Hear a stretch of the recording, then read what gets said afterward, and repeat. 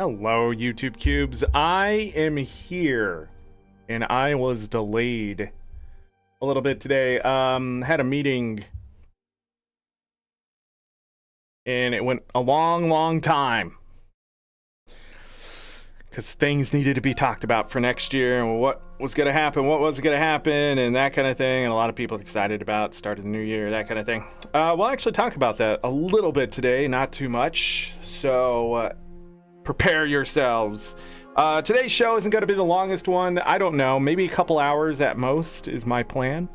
And so this is sort of just to end the year in the sense of what happened in 2024, what we did, what we're going to do in 2025.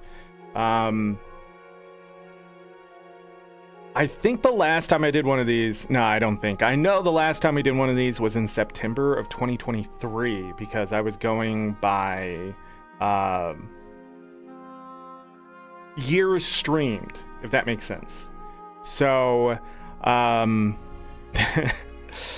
so September 28th, I believe, is when I started streaming of 2016. And so I've been streaming for 8 years. Well, over 8 years now. So, at the end of 2023, I decided to stop doing years that way because it would be confusing and start doing them based at the beginning. So when I set up goals and stuff for the year following, I actually had some extra time to get it done. So you're going to see a little bit of disappointment and things like that as I talk about it. I don't know. When you reflect on an entire year and you realize just how much stuff happened this year, it's actually sort of insane. This year, we were supposed to do Final Fantasy 1 through 10. This year, we were got to go back and play some hard games. We did do that. I ended up playing Elden Ring for 19 parts, I think, before I rage quit, and ended up loving a lot about that game. Just not the Dark Souls part of it. This year we did Core Keeper. This year we did Tears of the Kingdom 100%. That was this year. Hades 2 was this year. Playing some Hades. We did Hollow Knight again. We did some events with that kind of stuff. So Tears of the Kingdom 100% was an event. Final Fantasy 1 through 10 was an event. We had the Halloween event that happened. We had the launch of Guild Wars 2's next expansion, Janthir Wilds. That was sort of an event in itself because I am an ArenaNet partner and that kind of thing. So, but yeah, it's just, we did a lot. So much so that even on I forgot to post my Steam. I posted it in the guild thing just because they were talking about it. But year in review is on my profile on Steam. It's just, what do you mean verifying login information? What is going on with Steam? Hello? Steam? Hello? But yeah, I should probably get that posted in Discord somewhere.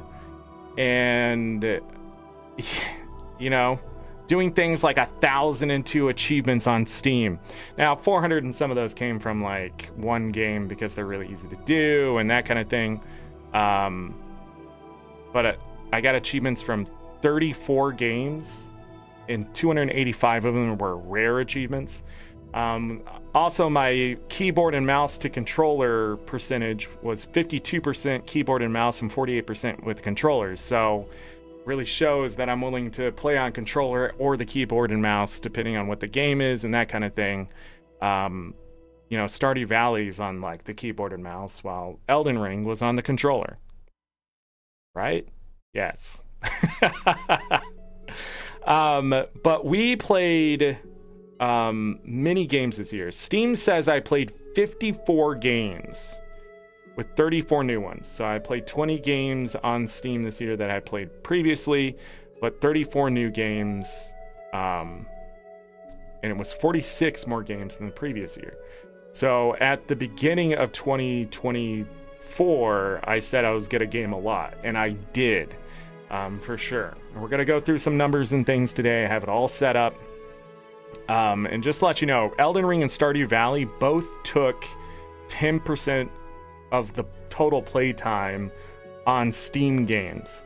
So 20% of my playtime for Steam this year was Elden Ring and Stardew Valley, which is quite the opposite of what each one is. So, but again, I think that sort of showcases just how big of a bubble for the gaming space that I had made in 2024. It's just a lot of games. Moonstone Island was 77% of playtime, and we only had 3 parts here on YouTube, but I ended up getting most of that game done. I ended up losing interest, but yeah. My longest streak of gaming on on Steam was 29 days. So that means for 29 days straight, I played a game off of Steam. The median, there's a median on each one of these, like 1,002 achievements. Steam median 13. You played 54 games. Steam median 4. Your longest streak was 29 days. Steam median 6. So, you know, we were gaming. 22% was new releases for Steam. Classic games from games more than 8 years ago was also 22%. So new releases 15% for the rest of the community, and classic games was 37%. But recent favorites was 56%. So we did play a lot more recent games, which is not unusual when you're playing new games to get that kind of thing to happen. And then inside of the Steam thing, it also showed that through the Steam games, just the Steam games, we're not even talking about the other games I played, roguelike deck builder, creature collector, Metroidvania, Souls-like, action roguelike, farming sim. So you can sort of see that it leans one direction. We played a lot of roguelikes this year, Metroidvania type stuff. So Hollow Knight, Hades is sort of that way. Stardew Valley's the farming sim. So then Elden Ring, you know, was in there for the pure Souls-like. So then things like Tunic and that kind of thing. But I played a crap ton of action roguelike because of Hades and Hades 2, and technically many other games. So Z Highness, hello. Yes, 2025, here it comes. Yeah, also made 4 new friends. That was actually towards the end of the year. Hopefully nothing came out there. I know it's been a little runny today. It's like cold outside, but it's not like cold. So my allergies have been kicking off to something. Anyhow, yeah, so Core Keeper was on this list for 7% of playtime as well, which was one of the more surprising games this year for sure. Then Final Fantasy VIII Remastered, I bought that game this year and 100% the game. And that was a fun time too. That was 6% of our playtime. So Final Fantasy games took a lot of your playtime. But as you see when we go to the stats, we'll talk about why some of that fell apart and what I might do about that next year. Excuse me. Whew. Yeah, Elden Ring, Hollow Knight, Hades 2, Final Fantasy 7, and Final Fantasy 8 were all played on the controller. Elden Ring did not register, so maybe I played on controller a bit more than keyboard and mouse, but that's not true because I played Guild Wars 2 on keyboard. So even if it didn't register correctly, yeah. I'm trying to look here to see if there was anything else I wanted to point out. I pointed out this stuff previously, but I wanted to sort of jump to that just to talk about it. But compared to last year, so in 2023, I played 8 games, 4 new games. I got only 81 achievements. 86% was played on keyboard and mouse, 14% with controller. 34% of my playtime was with Terraria, 29% was Stardew Valley, and 16% wasn't even ever on stream with Against the Storm. Can you link Guild Wars 2? Yeah, you can link games, non-Steam games. I don't know how well it would track them or anything like that, but for sure you can. Quarter of the century, yeah. That's it. Already done with a quarter of the century. Century sucks. No, I'm trying to be negative, but I don't know why. It's just how I feel. 2023 also didn't have a lot of new games. But in 2023, Farming Sim, JRPG, Action Roguelike, Life Sim, Bullet Hell, Open World Survival Craft was what I had in 2023. Added the same amount of friends.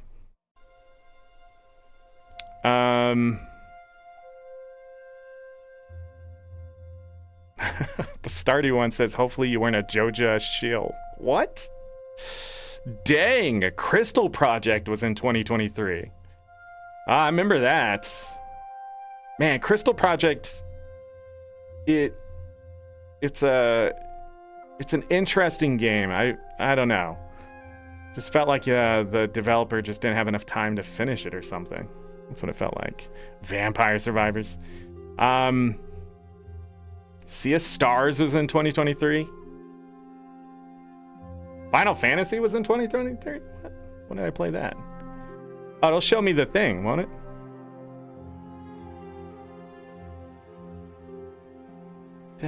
I don't even remember that game. Don't Starve Together. May. I put it up. Final Fantasy.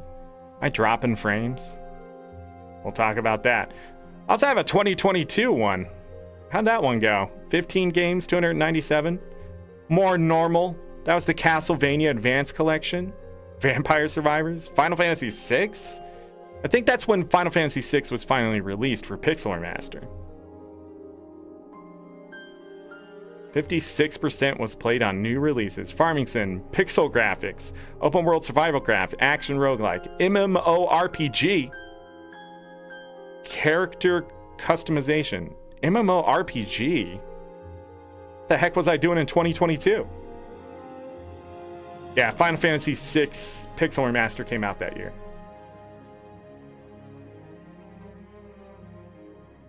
Yeah, bring back the 80s and 90s when I was a wee little boy with no cares in the world till maybe like 98. Yeah, Cult of the Lamb was in 2022. Stardew Valley.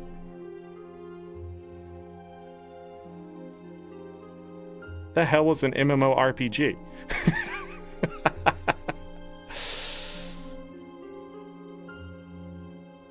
I see Civ 5 on the list. Valheim.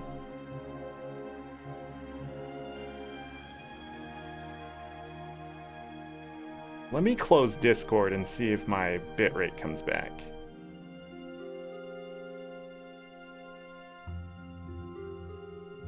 Yeah, there we go. Yep, Discord, just give me problems. Sorry about that, everybody. I want to know what... Guild Wars 2 came out on Steam that year. Oh.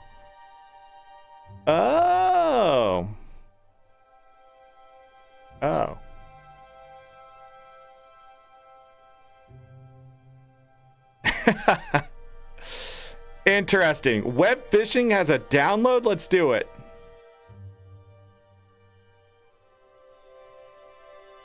Web phishing getting updated.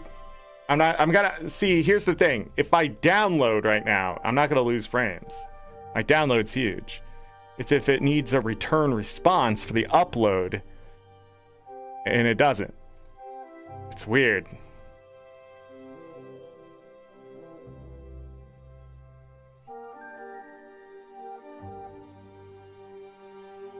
You're wondering what this music is. It's Guild Wars 2 music.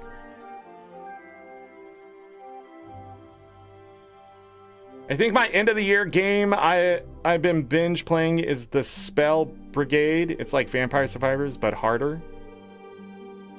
The Spell Brigade. I'll look that up. I've been playing a lot of Balatro. I don't know why. Don't even like the game. Oh wait, I've seen this game. It has DLC, doesn't it?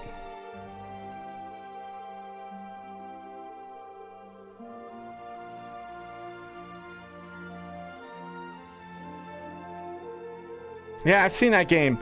It reminded me of Magicka, sort of. Vampire Survivors Magicka, if you ever played Magicka. Didn't it have a demo? Yeah, there it is. Yeah, I had a demo. I think I was going to play the demo and did not. So, but cool. Been keeping you busy at least? Yeah. Played some web fishing. I've been doing Balatro to sort of fill some time. Went back into Dokimon because that's been updated. I've been trying to get back in the Path of Exile too. For that, I need my full attention to that game. Because it's just one of those kind of games. Like Guild Wars 2 I've played for 12 years, so I can have something on the second monitor. But Path of Exile 2, you have to be paying attention. That's why I don't play a lot of games sometimes, is that I'm trying to watch something on a second monitor, and sometimes I just need a little bit of distraction to keep my focus from wandering off. But anyhow, let's talk about it. Let's talk about 2024. Everybody having a good day? Everybody having a good end to their year? Some of you already in 2025. Happy New Year. This one?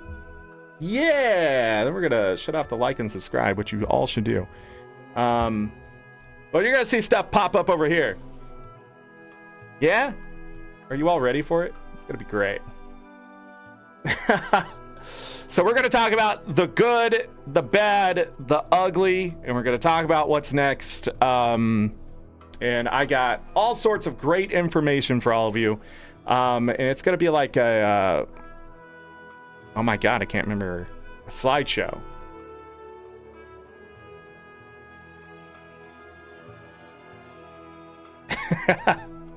I can move this all the way over here. We did, not including today, so this is the 227th live show in 2024. We had 226 live shows. We were actually we were on the path for 250, and I slowed down. And the internet had other ideas in November and things like that. Well, again, we'll talk about that later. But we still ended up doing 226 live shows. Technically, 26 of those were Stardew Valley just extra shows I was doing in the evenings for a little bit there. But we still hit the 200 live shows that I wanted to do this year. So yeah. And I did 1,328 hours and 39 minutes of showtime. I added it all up. So that's 55 days of solid content. So it would take you 55 days to watch every show from start to finish. That's a lot of content. And I just want to point this out. While it does say that technically I worked 1,328 hours and 39 minutes, I remind everybody that there's a lot of work that happens off the live show that has to be done, whether it's thumbnails, editing other things, moving stuff around, planning stuff, that kind of thing. The thing people don't understand is that streamers you don't just get to start the stream and go every time. Sometimes you have to plan stuff, games don't work, the internet's not working, that kind of stuff. and it takes a lot of time. Anytime you see the amount of hours of live content from a content creator, just double it, and that's probably closer to what they spent streaming, in the sense of all the work that went around it. If you're like, no way that AngryZorric spent 2,600 hours, I agree. But if anything, you times it by 1.5, and for sure you'll get something closer to what people usually work in a 40-hour work week for the whole year. So it really just depends on what you did and things like that. If you're making videos, that's even more work. Yeah, a lot of that work I didn't do this year, to be honest. But I probably did spend another good 300 to 400 hours of other things. Just like putting this together, adding everything up and stuff. A lot of people don't understand. This all took 6 hours extra of work to go find stuff and look at things up and that kind of thing. So like the show itself is going to be like 2 hours today, but I had to spend 6 hours off a stream collecting the information and getting it on to this point. Like, like people just don't understand. Like, this is actually 8 hours worth of work. You just don't get to see 6 hours of it. I think it's funny though, because some people are like, do you even do anything when you stream? Yes I do. We played 45 different games on stream. That's not including any DLC expansions or mods. Just 45 different games, from Guild Wars 2 to Elden Ring, that kind of stuff. The most played things, I went ahead and put all the Final Fantasy games 1 through 8. We did do some 9, but those are no longer public VODs. So yeah. Oh yeah, with those 200 VODs, not all of them are public. So it's not the 226, some of them you don't have access to because copyright issues and things like that. So, but they're still there technically. I haven't decided what to do with them and probably never will. But anyways, we did Final Fantasy VIII, Elden Ring, Stardew Valley, Guild Wars 2, Core Keeper, Tears of the Kingdom, and Hades 1 and 2 were the most played things. They took the most hours out of all the stuff. So the Final Fantasy series, I was planning to do 1 through 10 from January into February. And it did not happen, and we ended up going to Elden Ring, and that went 19, and we did Stardew Valley, 26 episodes of Stardew Valley, and then we did Stardew Valley Expanded for 5 parts, and then Guild Wars 2. You know, there was an expansion, there was updates to Soto that we did this year. I have to do content, I'm contracted to, but more importantly, you know, I want to share information every month, and we did the festivals and that kind of thing, and some of those shows went all the way up to over 10 hours. So, you know, Core Keeper was the same way. We had a lot of shows that went 8 hours long, things like that. Tears of the Kingdom, definitely put in a lot of time for that. And Hades 1 and 2 ended up taking a lot of time because we came back to Hades 2 in October and pretty much replayed another 7 parts. There was 14 parts of Hades 2 this year. From the release of the beta to the second the first major update, I guess, to Hades 2. But we played some Hades 1 before it came out. So, yeah, 45 different games. So Stardew Valley only counted as 1. So Stardew Valley Expanded, you know, that's sort of different, but, you know, again, it's the same game. It's a lot. It's a lot on stream. And you got to remember, I had 54 games on Steam. So 9 of those never came here. Lots of gaming. Lots of gaming. Where are we at? This one. You all watched over 10,000 hours of me. You, in chat right now, or watching this VOD, or watching it live. 10,000 hours. That's 416 days solid of you guys watching me. If I was to take one of you and the content that you watched, and the next person the content they watched, and the next person it was over a year of just wasted time. And thank you. I appreciate that. If you're curious, we beat last year by like 4,000 hours. So we had 27,500 about. You're going to see a lot of abouts because when I looked at the views, I had to estimate where they would be today. So 27,500 views, that's about 122 views per show, sort of. So here's the thing about YouTube, and as the years go on, these numbers will grow, as they should, because the old content may be watched along with new content. So the more content that comes out on the channel, the more of that content may be watched, or people go back and watch it again and that kind of thing. So technically, some of those views came from older stuff, like Breath of the Wild 100% and things like that got a lot of views this year. So I'm actually a little disappointed with the views, but if I told somebody who's trying to be growing on this channel that 27,500 views was disappointing, I would get slapped in the face, especially with 10,000 hours of watch time. All that extra time is from the bros. All of it? Oh.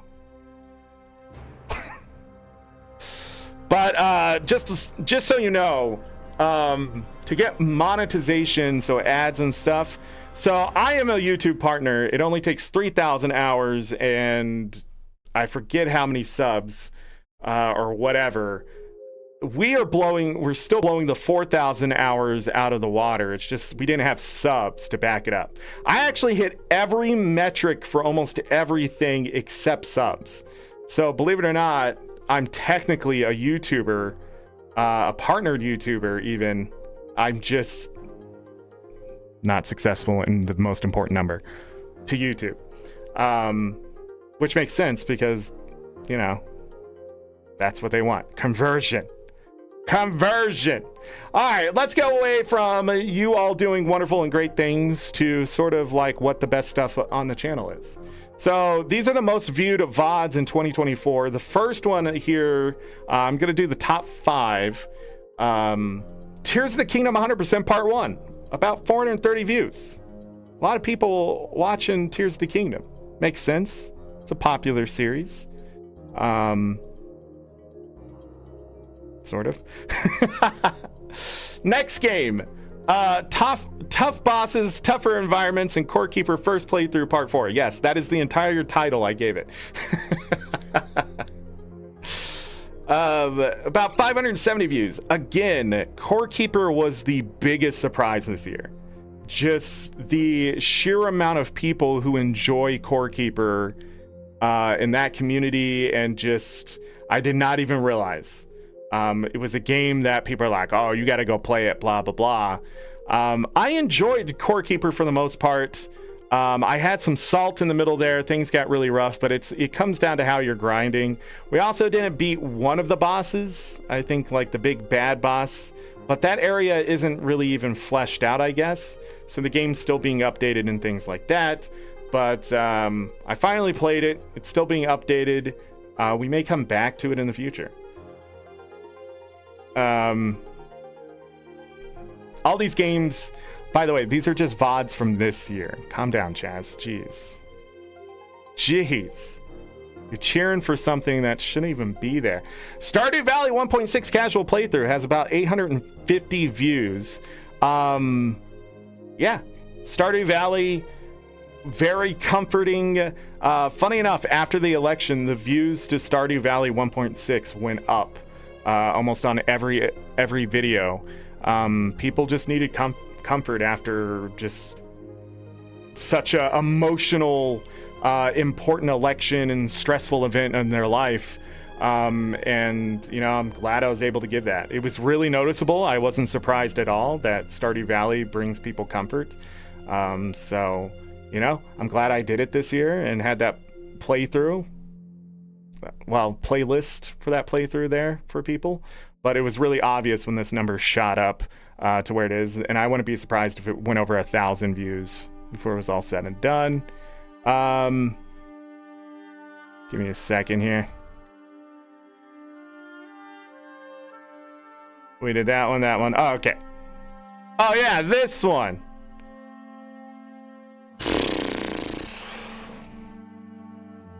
Test day. Finding first discoveries in Infinite Craft. You guys remember Infinite Craft? internet game where you take water and you put it together and you mix it with other things to get almost anything. 1,050 views. Probably more than that by now. Also, my most commented on video. This one. The most also botted commented video was this one. Infinite Craft, very popular with a lot of people. Very surprising. The views to that grew very quickly, slowed down, and just have been steady ever since. So I expect that one to keep growing as well. But yeah, that was just a test day. We were just messing around that day. I don't remember what I was testing. It was like audio and maybe some changes to quality settings. I don't remember at this point. And the most viewed game in 2024, the most viewed VOD, excuse me, was Super Adventure Box 2024 in Guild Wars 2. It's the most viewed VOD. About 1,150 views so far. I don't know why. It sort of looks like Minecraft in the thumbnail. But it's just one of those weird things where you send a video out and you're like, or you do a live show and then you come back and you're like, I think the next day it had like 300 views or something. And I was like, what's going on here? Super Adventure Box 2025. Yeah, it's only like 3-4 months away, right? But that was the most viewed VOD from 2024. But the most viewed video / VOD to date on this channel is, yes, still opening 102 Black Lion chests February 8th, 2018. Has over 12,900 views.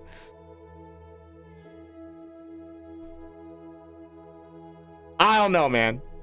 I don't know.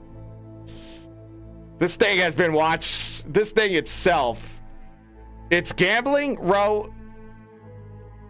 It's no. I have so many of these openings, and they're nowhere near this number. It either is the date, or no. There's just no way. What happened in February 8th, 2018 for Guild Wars 2? Like, what was coming out of those chests? Did I say something? I don't know.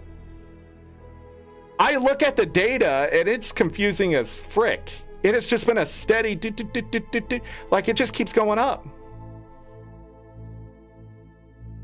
There's an equation here I need.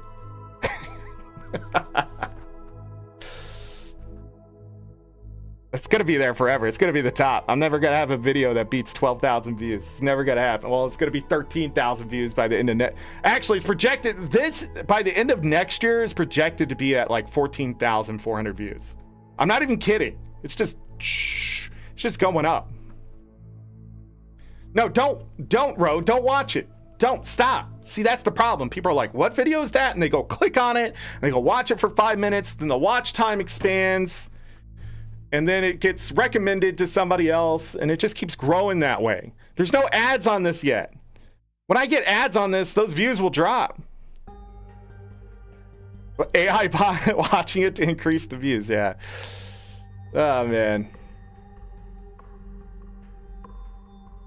You can't tell us what to do. Yeah, that's true. You're all free. You can do whatever you want. Hey, speaking of doing whatever you want, let's talk about the bad. All right, that was all the good stuff. Fun little numbers. Before we get into the bad, I do want to thank everybody who subbed, liked, watched, commented, came into chats. All those numbers were insane. I was not expecting to have such a good live stream numbers this year at all. I was expecting either worse than last year or about the same. And by I think it was by the end of June or something like that, I had already beat the numbers. So yeah, it was crazy. It was a crazy year, and it's all thanks to all the cubes out there, all the YouTube cubes and all the guildies and all the mods and all the people who, took the time, and I appreciate it. So again, thank you. Gonna open Discord back up really quick. Let's see if that kills it. But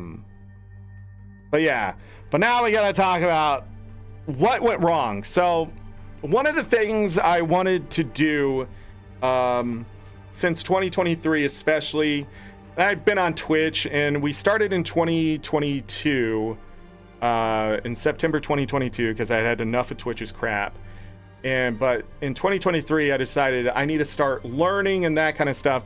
Sadly, you learn where your problems are and fix those to have more success. Failure is exactly that, but you can learn from failure, but you have to understand why you failed and things like that. So we have to talk about the bad.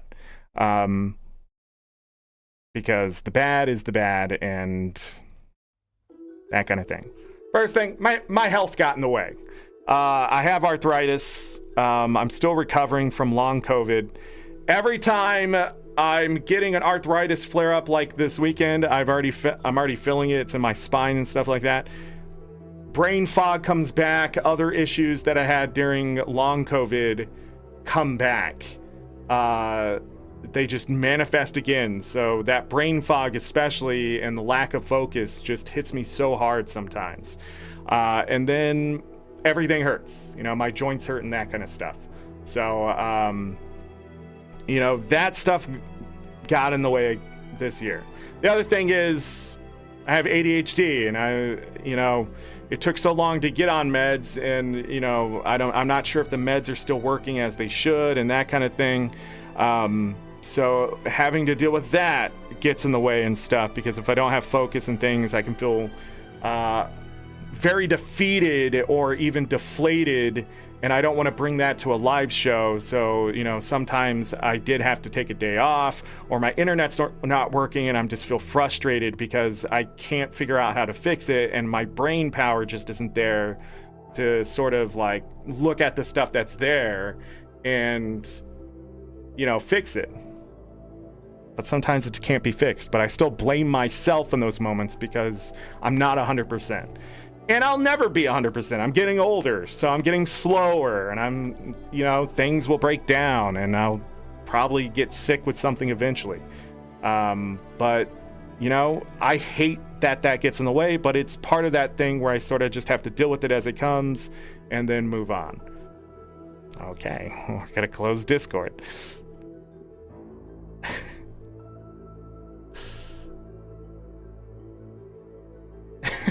It just immediately comes back. All right. Anyhow, moving on to the next thing. I could talk about my health for the longest time. I've always had issues, so what are you gonna do? Issues that funny enough, that streaming made manifest worse, but at the same time taught me a lot about my body and things like that. I burned out after Tears of the Kingdom, in full honesty. I don't know if I ever said it, but Tears of the Kingdom was a very long 25-part. I just did not enjoy it as much as I did with Breath of the Wild 100%. I do not like what they did with Tears of the Kingdom at the end of the day. Some of it, sure, but it took so long to finish it up. I think it was like 5 or 6 parts to just finish the 100%.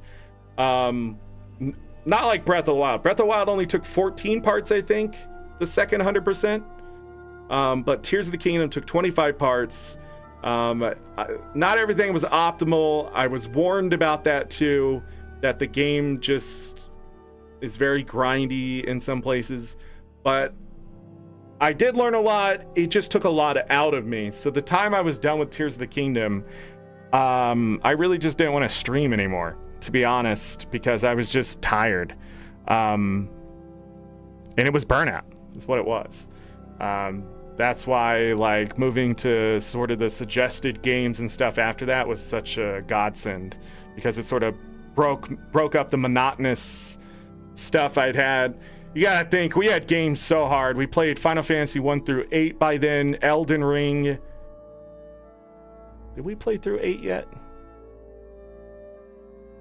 Now I can't remember. But we had played so much stuff by then that the time I started by the time I started this, the watch time had already was starting to exceed the previous year. I'd spent so much time streaming, so like, and we started it in May and it finished in June, and I was just tired, and then I had my health was getting in the way too, so it could be a little column A, column B too that happened there, but as far as I remember, it was just burnout. So I gotta watch that. If something is taking too long, it might be better to actually not do everything on stream, so I can sort of get up and walk away if it is frustrating me and stuff like that. But, you know, I think that's part of the process, and I wanted it to be there, but I don't know. It is what it is. I didn't do 30 videos. I said that throughout the year that I had none of the videos. I actually edited some stuff. I had 6 video ideas. I started 4 of them. I finished 1 of them. Didn't like it. Went back and edited it some more. Just never got it in a place to send out. And I'm never sending it out. And I sort of gave up. I think at one point I said, it's just not going to happen. That's when I gave up. I could not get into the motion of editing a video. And I said we're going to do 30 videos back in September 2023 with 200 live shows. We did do 200 live shows. We exceeded that in a way, but just didn't happen. So, you know, when you set a goal, sometimes it looks good and you got to go after it. But let me tell you, I don't think I like editing videos as much as I once did, because I think I get in my head too much to do it. When it's just cutting out certain things, it's not so bad. But like I get the idea of like how to edit quickly too. So like you can look at the audio and cut out silent spots and things like that, and it makes it much faster and that kind of thing. But there were other issues where one of them got corrupted, and it was becoming a lot of work. I just am not good at it, I guess, as I once was, or as enthusiastic, and that's made me worse at it, because without the enthusiasm behind it, it's not like live streaming. I want to live stream. I enjoy it, but the videos themselves, I have to condense content and stuff, and I recorded some things and that kind of thing, and I was trying to try stuff, but I just don't think it fits the channel very well with what I was trying to do, since I just do mostly live shows anyways. So Dallas, hello. But since I didn't do this, we did get some extra time for October and December and stuff like that, and being able to do Tears of the Kingdom 100%. So the events did come out of this, so it's not all bad, but at the same time, I still feel a little disappointed that I didn't do any. So next year, I'm not even planning on doing any videos, but I'm not going to give up completely on videos. It's just, I have to find a muse. I have to find something that I want to do, because I feel like that's why I wanted to do it, that I did at the time feel like these are the videos I want to make, and it got lost once the new year started for 2024. Oh well, I guess. I didn't enjoy the Halloween event. It was cursed, man. I think that's because I put myself in a box. Unlike with December, where I sort of had several different boxes to open, I think the Halloween event, my biggest mistake was choosing games I had never played or did not enjoy playing. And the event was surrounded... I made the event more about failure than success. and then I ended up being more successful than a failure. In some ways, I think we had like 155 deaths at the end of the day, and then it was just a mess. It did not come out well. But I'll be honest, I didn't like Tears of the Kingdom 100% either. Final Fantasy 1 through 10 had issues because we never even got to 2 of the games, or stuck with the last 2 games. Just the events themselves all pretty much sucked until Christmas. I enjoyed the Christmas event for the most part until the last 3 games. I mean, the last 3 games.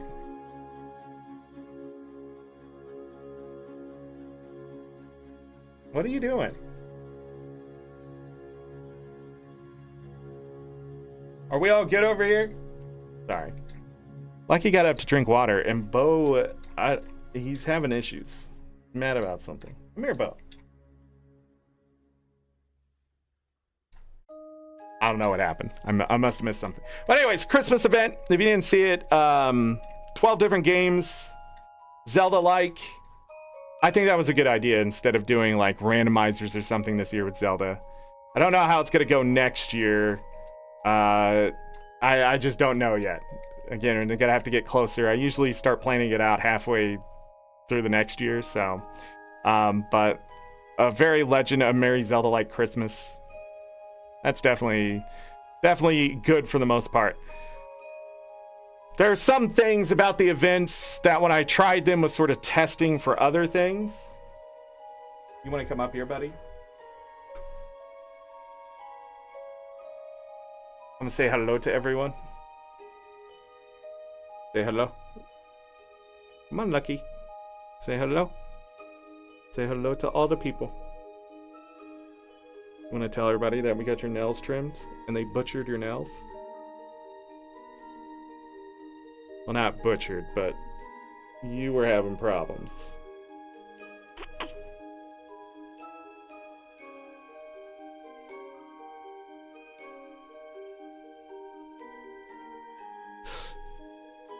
He's like, microphone? You can come here, Bobo. Bo is mad at me. I don't know what I did. Ow. Ow, okay.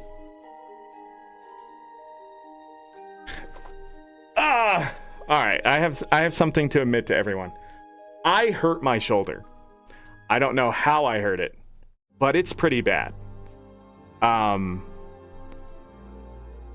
keep forgetting I can't lean on the shoulder, and I keep doing it anyways. I hurt it.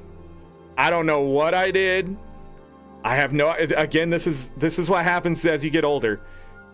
I just woke up yesterday, and it was sore, and today, it's twice as bad. And as long as I don't extend and put pressure, I'm fine. He will not lick the microphone anymore. He used to, though. But anyhow, I just want everybody to know that. That dog is only like 6.5 pounds. Okay? And it hurt picking him up. So I did something, and I'm trying to think of what I did the day before, and nothing... I can't think of anything I did out of the ordinary. I'm a pretty strong dude, too, so I don't know, like, what could have done it, but it feels like rotator cuff. And that's the longest thing to heal, and I really hope that I'm wrong, and that kind of thing. Right now I'm on an ibuprofen hiatus, too, so, I haven't been able to take that for my flare-up or for my shoulder, but I think I'm going to have to cut that short. If you don't know what an ibuprofen hiatus is, you stop taking ibuprofen every once in a while, so when you start taking it again, the effect comes back as strong as you want it to. I still take my other anti-inflammatories, it's just ibuprofen can damage the liver, and you don't want to take it too long. 8-hour Tylenol doesn't do as well. Yeah, you should always stop pain relievers for a period of time, so the stuff. But anyhow, I just want to talk about my shoulder there because it hurt. Speaking of things that hurt, We're going to talk about the ugly. And the ugly isn't bad things. The ugly is shit out of my control or just terrible things that I just don't know what to do. All right? Like the bad I can learn from. The ugly, what the frick is going on here? Like this is biblically bad stuff, okay? The locusts are coming. Okay, it's not that bad.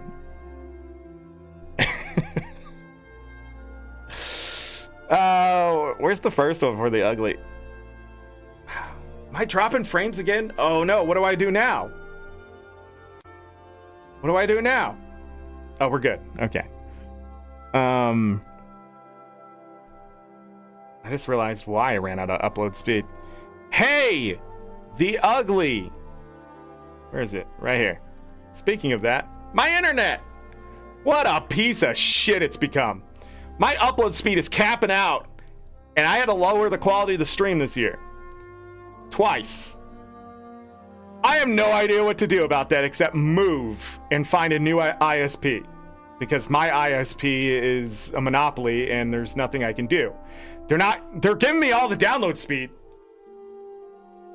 They're charging me an extra $15 for 400 down. But the thing is, they're giving me no upload speed with it. Which, I will tell you all, 2024 into 2025. In 2025, if your internet company is giving you just download speed, but not more upload speed, they're fucking morons. I want you to know that. Because if they give you more download speed, more packets have to go back for the return signal to make sure the connection maintains. I just want you all to know that. So if you're getting higher quality stuff coming in, sometimes they need information to go back. And if your upload speed isn't fast enough, you're going to lose your fucking internet because it's going to start to bottleneck somewhere. And then your broadband is just going to die. Or your whatever. It's just going to die. All your packets are going to start dropping. You're just going to lose connection because that server's going to be like, I don't know what's going on here. What is this, an attack? And they're just going to shut you off. Why an ISP is not giving you more upload speed? I actually don't know either. I really don't know why they don't give you more upload speed. I've talked to so many people about it and they're like, well, they probably just want to charge you extra for like business connection, blah, blah, blah. But as soon as fiber comes here, actually, I hate fucking living here. Can I be honest? Can I be 100% honest here? Where I live right now is the shittiest place right now for me. I hate it. I hate that my fucking washer and dryer and hot water heater is right there and they just all suck. Just outside my door, it's just dumb. The freaking internet is shit. They keep charging us more money for this fucking this space that just has nothing in it. The heat is in the ceiling. They put the heat in the ceiling, people. I want you to understand where I live. They put the heat in the ceiling. What?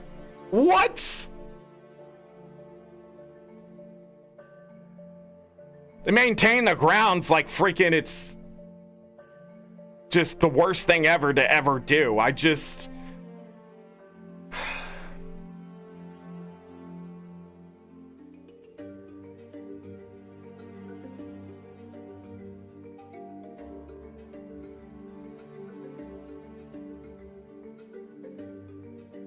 Should be baseboard below a window.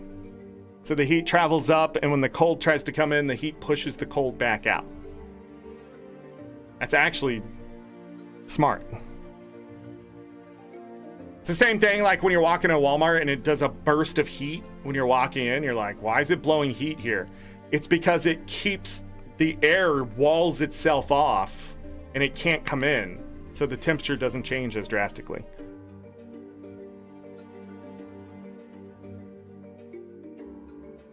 You can live in my camp trailer? How cold is it? But yeah, the heat should take the cold air and warm it up from the bottom and have it rise up. And then if you have a ceiling fan that pushes the heat down. Now, again, it would not be that bad if I had ceiling fans in every room. But I have a ceiling fan in one place, in this entire place. And it is the furthest fucking place where it needs to be. It does no good. It's by the door we come through and the window that lets in and the air conditioning that lets in the most cold air. So even if I push down the heated air, it's just going to push all that cold air that's already coming in back into the other rooms. So turning it on is a bad idea.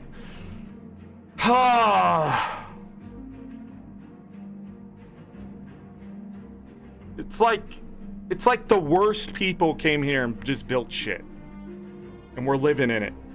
I never wanted to live here. It was just the only place we could snag at the time, and it sucks. And we haven't been able to leave because, I don't know, we're not going to pay $1,600 for the same shit. It's insane. It's just insane. Now my internet's going out. Holy shit, I don't know what to do. I don't know what to do.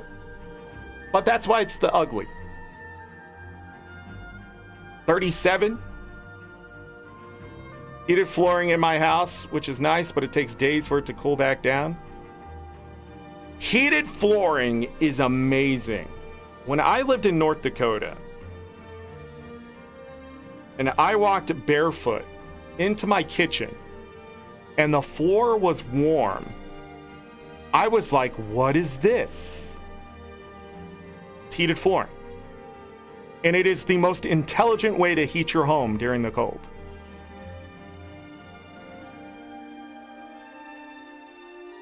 It just is. Because heat rises. And if the floor is warm, your feet are warm.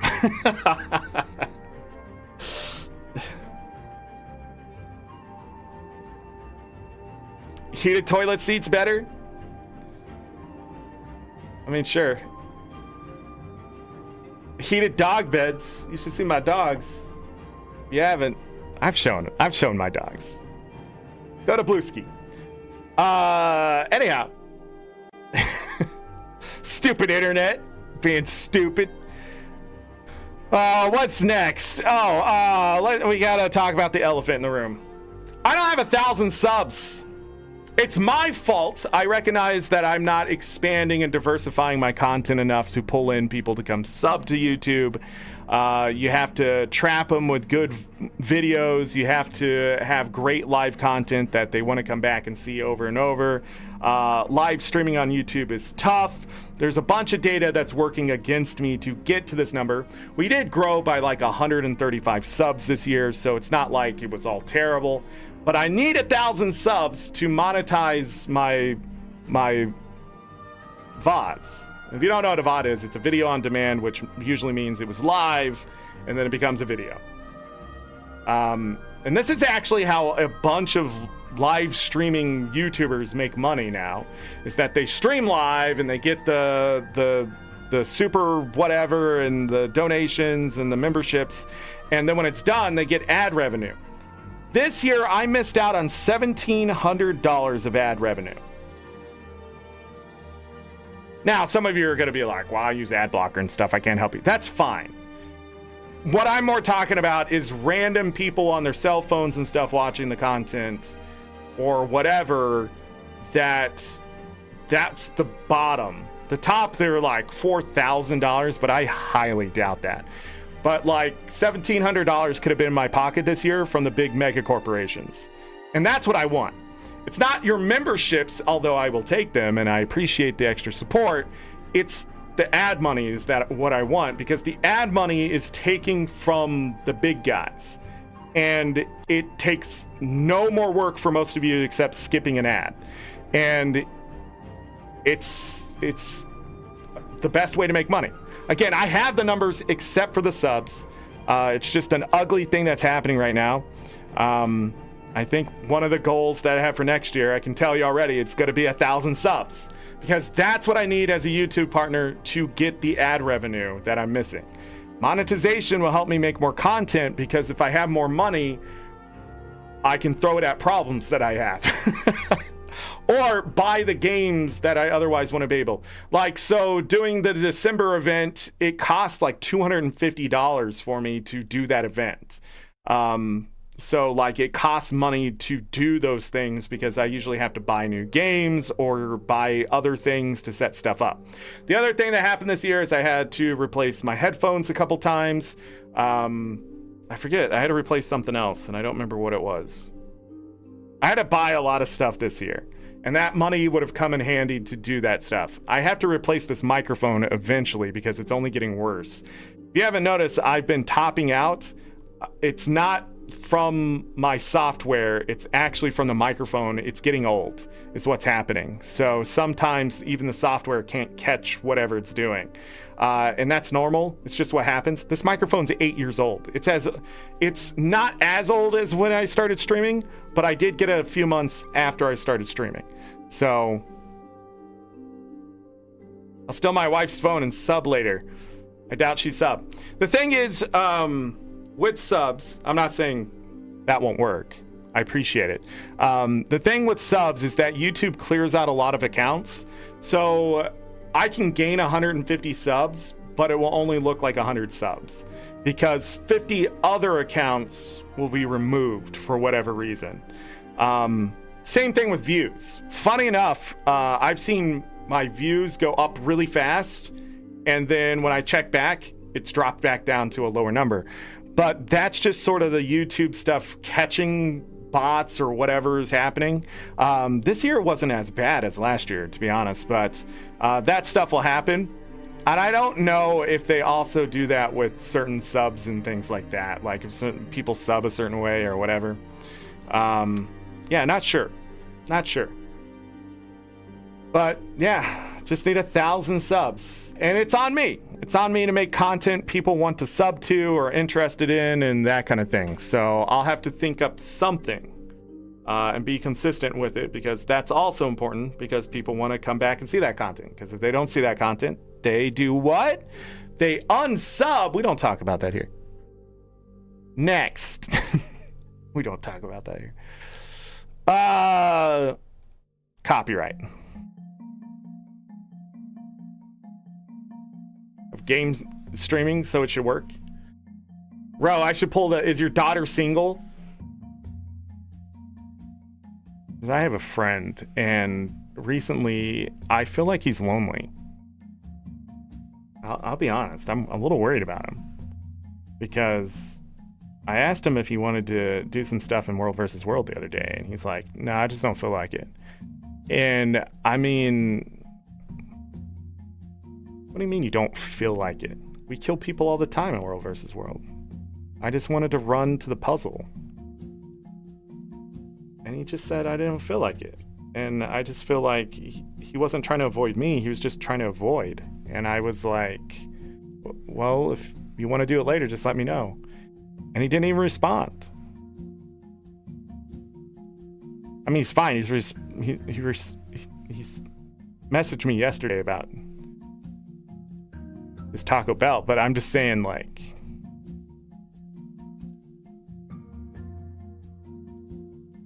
Dallas.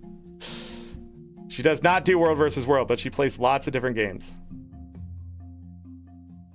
Tell him that you love him, Dallas, please. I hear that your love is like free.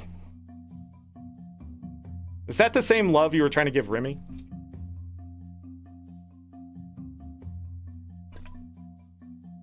So just like this music, probably copyright problems.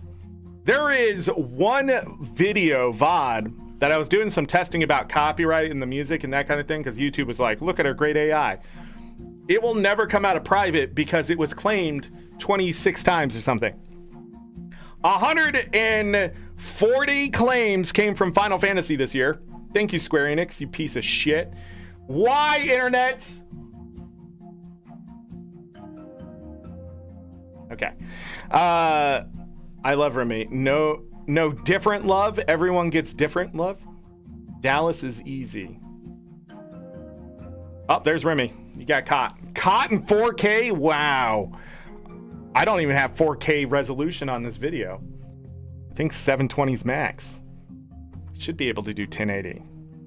But I lowered the quality, so I don't know anymore. But anyways, there were 177 claims on my content this year, and it all sucks. Now, some of those claims have been undone, I think. So maybe it's not 177 claims now, and a lot of them I overturned, but it was 177 claims that had happened. And it might be more than that. I just didn't keep track of every claim. And then, like, for some claims, they disappeared, as they should, because I guess a human does check after all. But, like, other ones, like Hades was getting hit by the actual music artist. And they were willing to share revenue, which was not a problem, but it's still a claim, technically. So, I've always been confused how you can copyright a game. Aren't they supposed to be streamable because the developer paid for the rights or something? So, intellectual property is an interesting thing. Believe it or not, I can be shut down right now, right in this moment. I can be hit with the 3-strike rule for DMCA. At any point, Guild Wars 2 could do the same thing. Well, I'm an ArenaNet partner, so legally they'd have to say other things. But if I wasn't an ArenaNet partner and I was doing Guild Wars 2 content, like, you know, uploading music without their permission and things, they could claim the music because it's theirs. They have the copyright ownership of that music. Same thing with the gameplay. When you sign up for the TOS, it says you can do things, but at any point, their legal department can say, I don't like what you're doing here. That's our property. You're not allowed to stream it. Because that is by law what every game company can do. And Nintendo has done it just the same. So you've heard about Nintendo shutting down like Point Crow's videos because they were modded or whatever. But he never broke any rules. They just decided before Tears of the Kingdom they didn't want that shit out there because it would make the game look bad. So, because it made the game look better, it was the problem. But it is well in a company's right to claim their content at any point. Now, what companies especially found out is that streamers, content creators, social media influencers, right? All those people, it's free advertising. It's just free advertising. So instead of just hitting everybody with DMCA and copyright striking them, they just claim the stuff. Because the free advertising. The thing is, I don't want my shit claimed when they say I can use it and monetize it, which was the Final Fantasy stuff. There is a website for specific games like the Pixel remasters that says I can make money while streaming their games, yet they still claim the music, which again is weird because you can have different people who hold the copyright to music. And in this case, there's a company out there that they hand it off to, that's a third-party company that checks that stuff. So instead of going, oh, you're streaming the Pixel remaster, they just assume I'm just playing the music somewhere on YouTube and they hit me with a claim and I have to fight it. The problem is if it is their content and I say it's not, I can get legally in trouble because that's considered fraud because I am lying. So earlier this year, did the Final Fantasy stuff, I had to stop playing Final Fantasy because I put myself in a weird legal problem. Should that company go, hey, motherfucker, no, you're wrong, I'm suing you. Because I said it wasn't theirs. And it turned out it was theirs because I didn't know that third-party company owned the copyright to that. Because so many other people are also claiming it for whatever reason. And I have no idea who they are. The copyright claim system on YouTube is absolute shit. If they have to know my name, I should know theirs. That's how it should be legally. And by law, it should be that way. You should not be able to hide behind, I'm just these 4 fucking letters. I don't know who you are. But the one company, the reason why I found out they did actually have copyright claim is because they weren't hiding behind those 4 letters. They actually had their actual name, and I could look it up, and I went and looked, and it is registered under that name as a copyright holder. That's when I went, oh shit, and went and talked to a lawyer and said, would I get in trouble for this? And they said yes. And then we waited until it was done, and they didn't come after me yet. So it's not even that. It's not even that, Sin. I wish I could say it was like random music thing, but they do this. Right there in chat. What the fuck is that? Universal licensing public copyright? Or my favorite one is always this one. Latin. I've eventually found those guys, but Latin. That's their fucking name. Who are they, YouTube? Let me click on their name that brings me to a website that tells me how they own this music. Nothing is more frustrating. So going forward, if I play a game and it is getting slammed with copyright, it's over. If I get like 11 claims on it in one day, it's done. We won't play it again. Sometimes they don't catch it right away. For whatever reason, it doesn't get caught in the system. I don't know. And it takes like, I've already started playing it the next day before they send me a bunch of emails saying, hey, it's been claimed by like 17 companies. I'm saying 17 a lot because a lot of the Final Fantasy stuff was claimed by the same 17 third-party people, and then like 6 of them would pull out before the next day, and I would have to put in something against the claim every single time they would try to claim the music. Because as far as I could tell, they did not own the music. They weren't Square Enix, they weren't the other company, they just were claiming it because somebody has a sample of that game music in somewhere in whatever. So what people do is they go and find like free copyright music, take a sample of that music, put it in a song or whatever somewhere else, and then they copyright that. So anytime that sample plays for whatever many seconds that's legally they're allowed to, right? They claim it and they get that full 90 seconds around it. So they take 90 seconds of my video away because that music is playing that. Or they claim the whole fucking song. Because the song is 4 minutes, therefore. And they shouldn't be... It's not they shouldn't be able to do that. It's already illegal to do that. You can't do that. You can't copyright music because you took some music and put it somewhere else. Does that make sense? Like, that's not... You can't do that. You can't steal somebody else's thing to make it your own, because technically it's already free under that license. So if something's already free and you're trying to charge people for it, you are voiding that license, which you cannot do. Something like that. I don't know. Somebody out there is a lawyer and they understand it better than I do. But all I know is that what they're doing is illegal here in the United States. The problem is they're not doing it in the United States. They're doing it in Indonesia or fucking India or something like that. And then there's nothing I can do.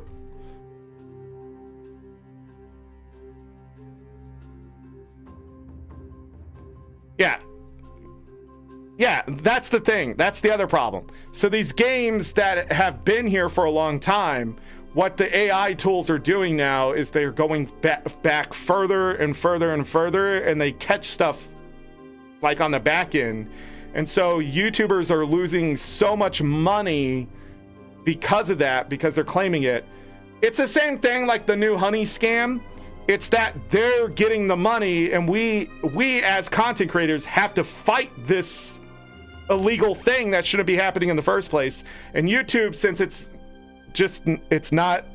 can't be a safe haven for people like me who are breaking copyright for some people, like, it can't be a safe haven, so it does nothing for its creators legally, which is insane. Like, the entire copyright system is fucked the way it is because nobody's taken a moment to fix it in the United States. Because if they fixed it in the United States, every other country would have to follow.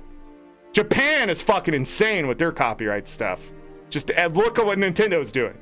But like, in Japan, you can't stream video games without permission. Or you can stream the video game, you just can't make money. So you have to shut off all the stuff that makes you money. Like, Japan is insane. Like, I don't want it to be that way. I just want it to be a two-way street. Who the fuck are you and why are you trying to claim my video? Oh, but that song you don't own. Nobody does. It's copyright free. You can't claim that, is what I can tell them. And then if they go, oh, I disagree, then sue me. Then sue me. Because you don't have the fucking money to do that, you piece of shit, because I would destroy you in court. But you also can't sue me because I have no idea where you exist, if you even exist there. Because it's a scam. They're not going to sue you. They're just going to disappear. They're just going to go in their hidey hole. Keeper, our legal advisor. But yeah, it's just been an issue. But, you know, it's what we have to deal with. I've been watching a lot of Muckluck. And he does the same thing. If something starts getting hit by copyright, he doesn't do it. He's stated that live on his stream. But he's not the only one. I've also talked to other streamers who are about my size or smaller. And if it starts getting copyright claimed, they just move on. Or they're going to do something that I'm going to talk about later. Because I think that's just the way it's going to have to be. So the question is, what now? What are we going to do now? Talked about the good. We talked about the bad. We talked about the ugly. What about 2025? What are we going to do in 2025? We're going to do 1,000 fucking subs. Just fucking sub, people. What are you doing? 93% of you watch my content, but you're not subbed. What are you doing? 93%. One video was 97% unsubscribed. But you watched the entire fucking playlist. Just sub.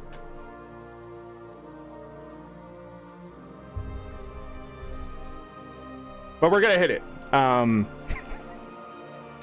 Look, I get it. You don't want your sub feed to be full of just nonsense or full of other things. You have your specific creators. You want to know when their shit hits. YouTube does weird things where it suppresses the video. The sub place is your safe haven. I get it. I get it. But I want to be in that safe haven. I want to be in your safe haven. That's all I'm saying. I want to be in that place where I pop up, but you're like, oh, but Zorric, you do live shows sometimes, like 5 times a week, and it's just shit I don't care about. Okay, cool. But if you just hit the like buttons on the stuff you cared about, I would have more of an idea of what you want to see. So hit the like button, at least. Because then when I see there's like 20 to 25 likes on something, I go, wow, people really like this. That's why you get more Stardew Valley.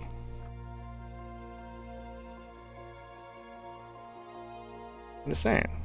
And if I can... I know you don't want ads on my stuff. I know, but YouTube's going to run them anyways. That's what you don't understand. In 2025, YouTube's just going to start running ads on my content anyways. Because it's getting too big. And they need to make their money back. And, you know, I'm not charging more than $5 for a membership. That's insane. So I got the good shit installed.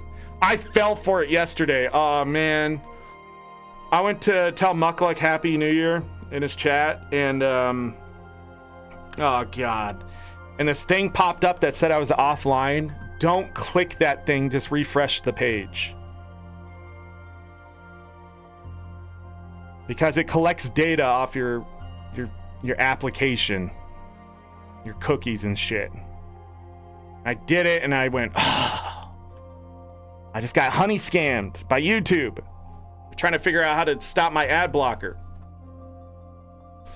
because I just want to pop into a stream without being slammed in the fucking face by something. But the live streams on YouTube usually don't have ads, as far as I can tell, but there are other things that pop up, and I just...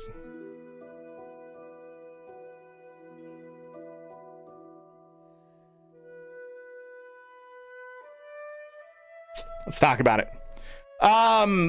So, earlier this year, I came to the conclusion that Nintendo sucks. I know, it took long enough. I said that they sucked, but I didn't really mean it, you know, that they sucked. Until I did Tears of the Kingdom 100%. And then, what else happened? Something else happened with Nintendo. And I was just like, you know what? Oh, they sued Palworld. That's right. So they suck. And, I was talking to people and I said, what does Nintendo suck at the most? And it's not Nintendo, it's the Pokemon Company. That's what I found out. Pokemon Company is garbage.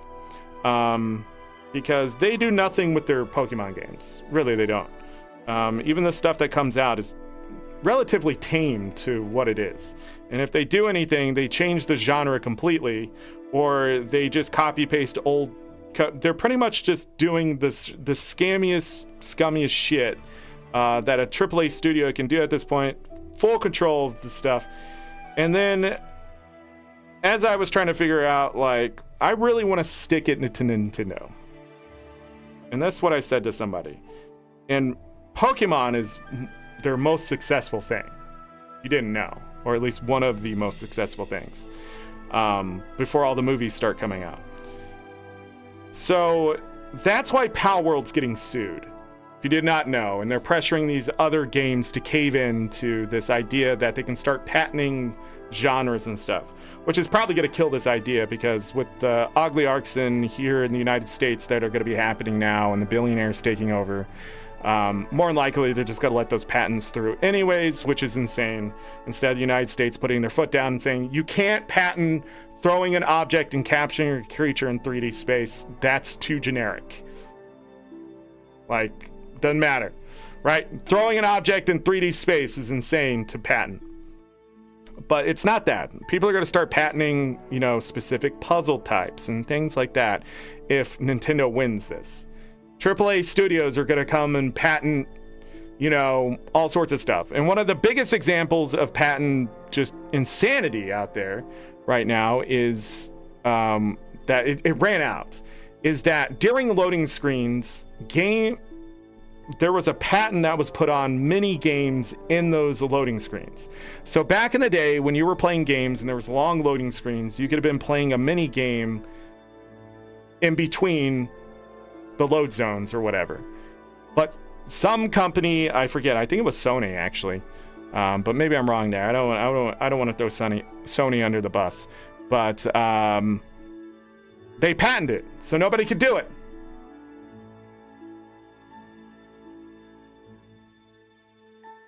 Why was that allowed?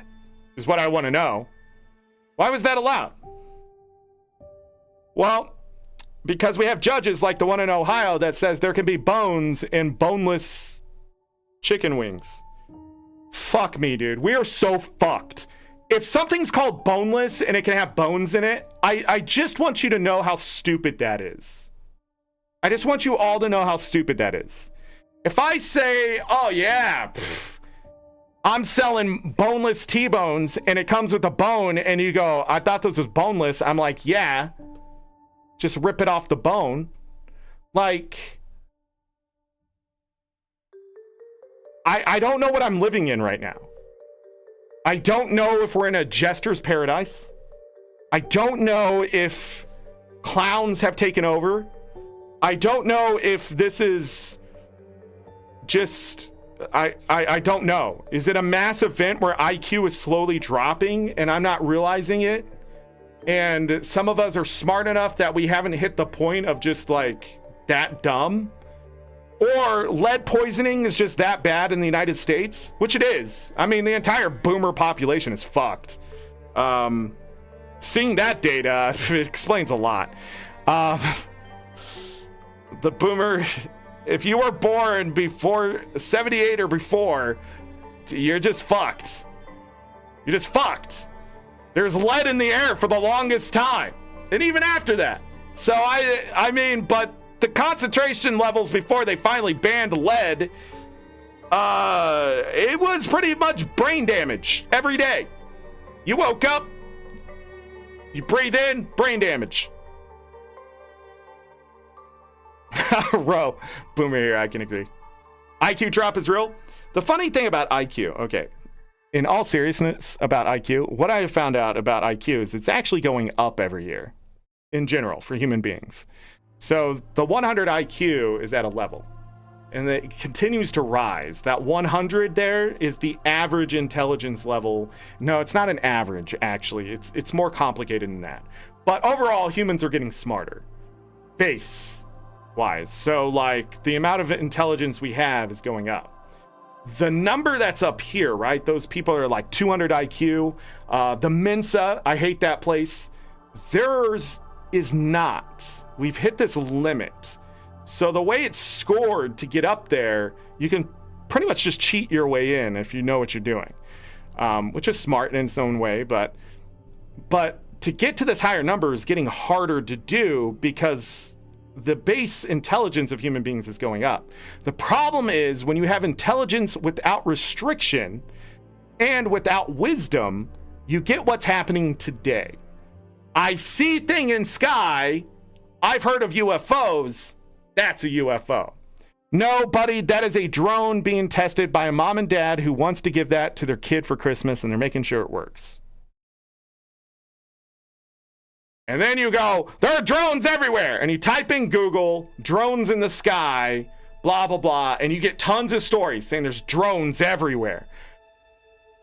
Yeah, from back in 2021.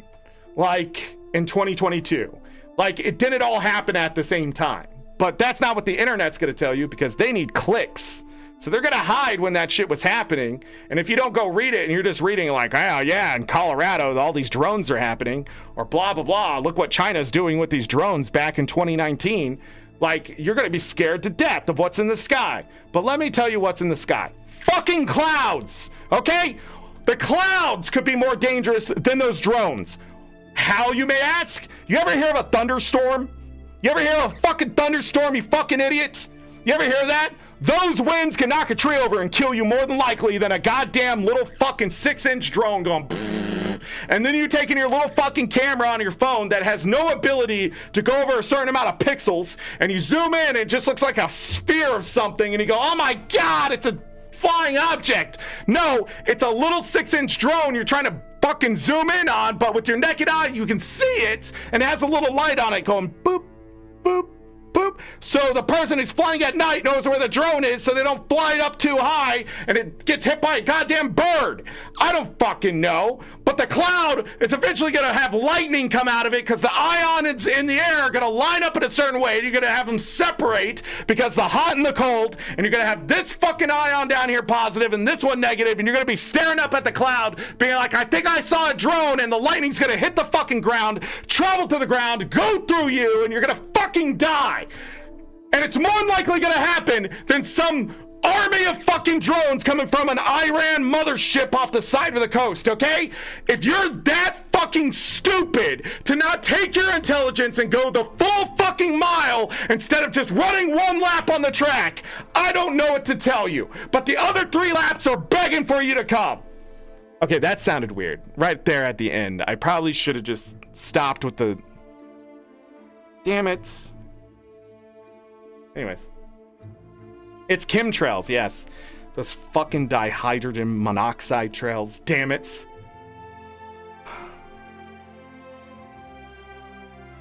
Fun fact, clouds are heavy. Yeah. So, I had to teach somebody what a crop duster was. They thought it was, something inappropriate, and I ended up having to explain, no, planes used to fly, no, they still do. They fly over the crops and they drop pesticides in the air over these crops. And they go, well, can the pesticides stay in the air and be carried by the wind? Yes. That's why a lot of times they've said, hey, you can't do this anymore.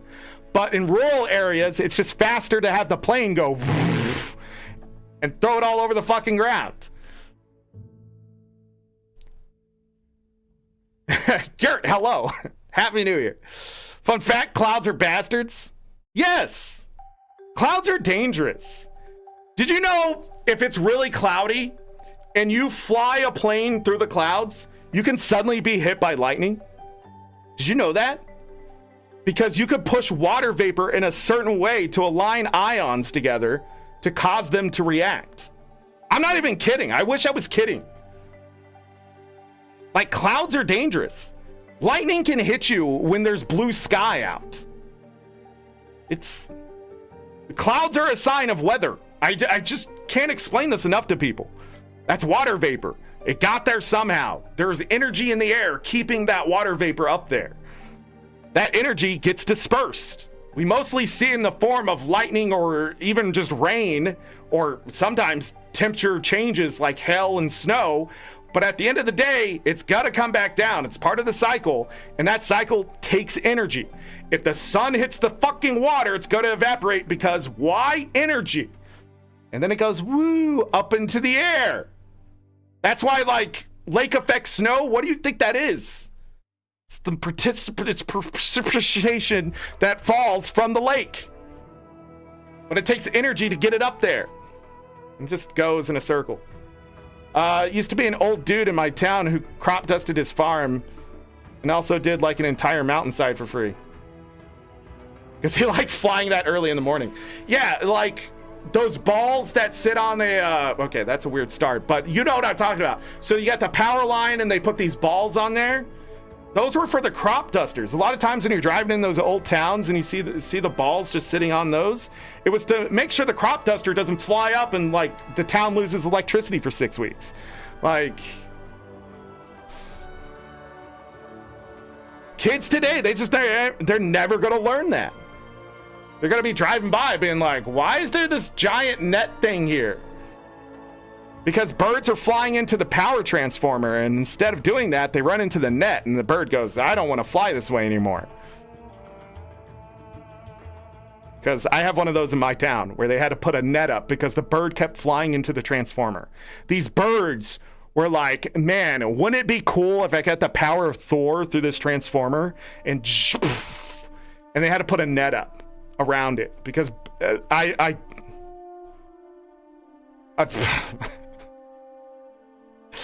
like, I say I'm cursed, and then I read stuff about that in my town, and I'm just like, what happened? What happened? Anyways, we got way off subject. They get iPhones and don't know how to use them. Oh, man. Knowing that kids today that are graduating high school don't know how to type on a computer blew my mind. That was actually a reversal there. Where someone's like, you took classes? Yeah. Why are they not learning how to type? When I was growing up, computers were new. They were new. We had to pass a test. I remember in elementary school, we actually they gave us a blank keyboard and we had to write in the letters and stuff of the keyboard. And now I realize I sound like a boomer right now, but that's what we had to do. We went from cursive in 3rd grade to learning how to type in 4th grade. It was like a year where they just flipped it on us. Like the teacher stopped caring about cursive and said, this is the way. And that was my elementary school. And then we used computers for the rest of the time I was in school. So the teachers didn't go, hey, write this on paper. They said, nope, you have to type it up. You had to go to the library and type up your fucking essays and shit if you didn't have a computer at home. Because I was poor. Manual typewriter in first typing class? Yeah, I've used those. Homer was a myth. I would agree with that sometimes when I start typing and I'm somehow... It must be my old age, but the other day I was on the QWERTY and I need to be on the SDivision.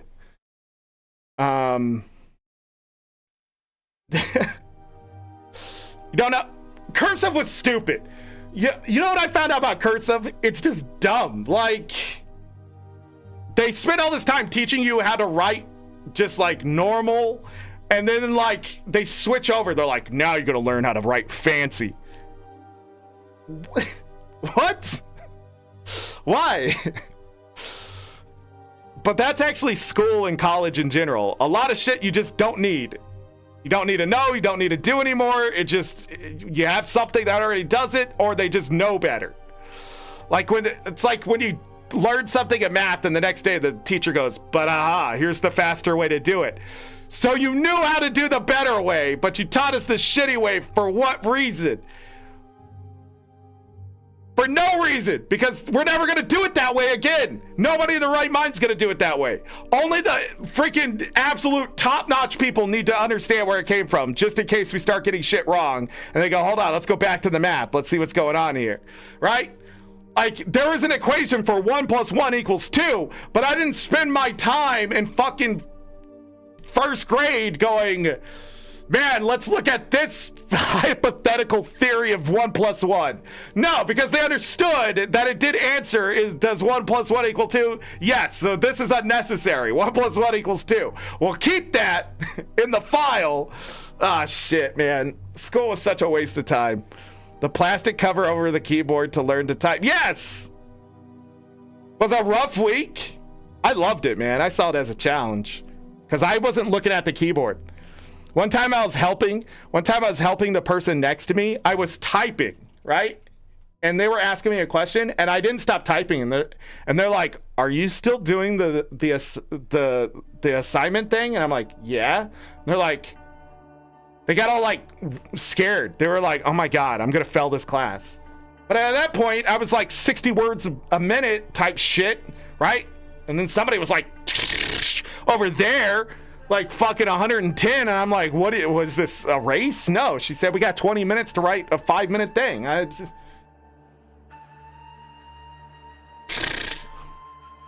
hated those people.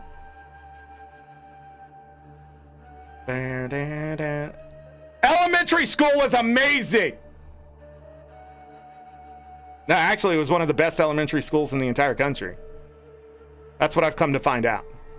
Elementary schools suck. Kids leave there, they don't even know how to fucking read. You're like, excuse me, there are 3 things the kid needs to know before they leave elementary school. First, what is hot and cold lunch? Second, how to read. And third, how to do basic math. That is your entire job in elementary school.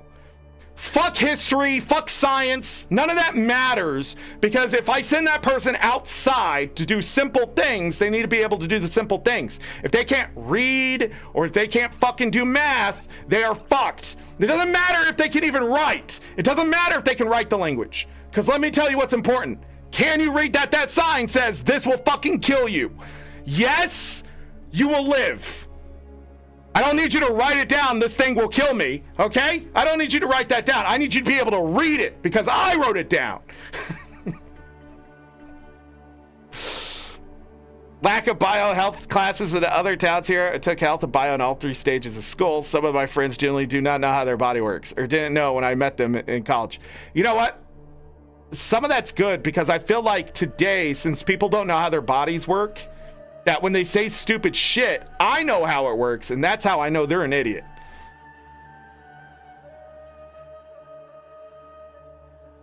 The education system failed them, but rewarded me. Or I explained to people that some of your bones, as you grow, if you didn't know this, some of your bones fuse together. Like, you're born with, like, extra gaps and stuff. That's so you can grow without, problems.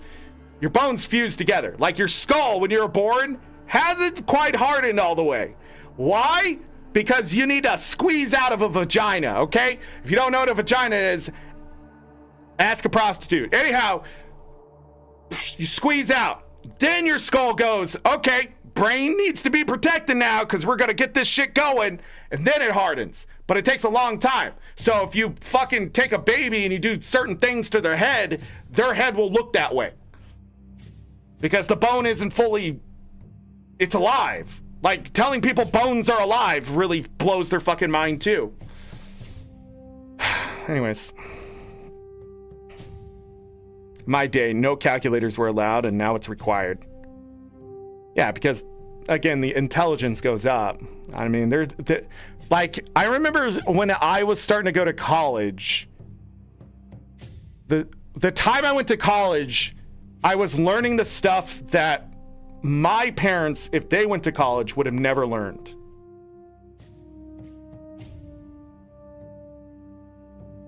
Like, at some point in high school, I think. And even now, some kids are taking, like, Calc 1 in 9th grade. And I'm just like, huh? That's some shit right there. You know what that makes me feel like? Insignificant. I'm glad some kids out there want to achieve, but I also worry, like, what the fuck did I learn? I was doing Algebra 1. I still use my fingers to count, best way to keep count. Oh yeah, I remember teachers yelling at kids for using their fingers to count. I'm that cat meme that types too so fast. Remy? Of course you are. That's why Dallas loves you. Yeah, they looked at me like I'm a doctor or something. Because you understood things about your body. The craziest thing about all health and things like that is the fact that there are kids out there today that do not understand what sex does. Like, in general. Like, they don't understand that it changes your chemistry in your body. You can create life. I mean, that's the big one. And it spreads disease. They don't understand that. None of that. They're not going to learn it because some mom out there says, I don't want my kid learning what a vagina is. They're going to put their penis in it. You know that. You know that putting a penis in the vagina does that thing. Yes, mom, you're correct. But your kid needs to know how their penis works and that the stuff that comes out of it could cause a girl to get pregnant before she wants to be pregnant. And then he's going to be a dad, but he can't be a dad because now you're a grandma taking care of the kid because we never taught him what his penis did, but the girl that he's been hanging out with did. Where'd she learn that? This book? It's called The Fucking Internet and Having Friends. You know how I learned about sex? It wasn't the internet. The internet wasn't big enough. The time I learned about sex, you know where I learned it from? Some older kid who learned it from a magazine or another kid. Let me tell you, if you don't tell your 10-year-old son what the fuck their penis does, they're fucked. Like, literally, they could be fucked by the entire system. I can't believe, like, parents go without telling their kid the sex talk. No, if you have a 10-year-old son and you have not had the sex talk, you need to have the sex talk now. Because let me tell you something. You don't know if it works down there or not yet, and it could, because we don't know what evolution is doing. But the other thing is, the sooner they know, the more they're going to think it's a joke, okay? Because that's what boys do. We learn things, and then we go, I'm never going to do that. And then we find out, no, it's true, and then we get scared. We go, oh, shit. Yeah, I'm not having sex. Fuck. AIDS? But you set them up. You're setting them up for success through failure because they're too dumb. Boys are dumb. They're meant to be dumb. Why? Because they're going to get hurt. They go up in trees and go, I bet I could jump to the other tree because we have testosterone, okay? Boys are born with testosterone, which is fucking insane when puberty hits. And then they jump and they don't make it and they break a bone. But you know what their brain does? You can do it again better next time. That's what happens in their brain. Not, hey, you should never do that again. It's no, get good, son. That's where all that shit comes from. It's the testosterone, okay?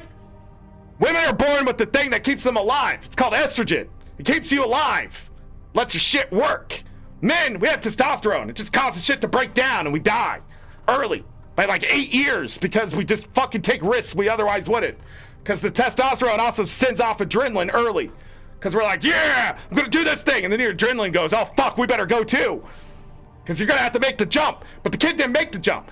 And then the adrenaline's got to go, well, I hope they don't feel the pain because we're going to need to do this again, I bet. The adrenaline don't know what's going on. Their brain's going, fuck, man, we should have made it. If he didn't step on that one fucking limb, he would have totally made it. That's what happens in boys, right? And then for some reason, we evolved, or there is a God, they gave him a fucking penis. That works. Before it should. With balls. With sperm. That creates life. And they have to explain to a mom that their 13-year-old kid did get the fucking girl pregnant. And they have to be like, and she goes, he's supposed to be abstinent. He's supposed to not have sex. Penis work. Brain don't. With a girl who's willing to go the extra mile to prove that she isn't a prude. Because somebody at school went, you're a prude. And she goes, no, I'm not. And then he's like, oh, you want to kiss something else? He. Because it's like jumping from one tree to another. That's what went through his head. Isn't this funny? My penis is funny. Because nobody sat him down and said, that motherfucking thing will ruin your life. It will ruin you.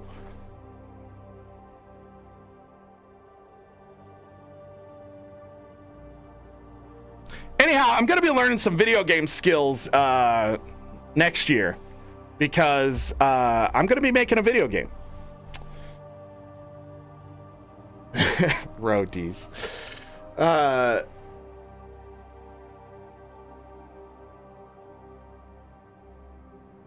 Yeah. The more I think about climbing trees as a child, just going back a little bit, the more I think about climbing certain trees as a child, what the fuck? I think that's just the dad in me now. Like, I'm at that age where I see a kid doing something, I'm like, no. Right? Like, like legitimate fear hits me. Like, that kid's gonna die. Right? But then the mom grabs him or whatever. But like, I think, like, now I think back to my childhood and I have really good memories of my childhood for some fucking reason. And like the shit I did, and it makes me cringe now. Like, oh, why did I do that? That was insane that I lived.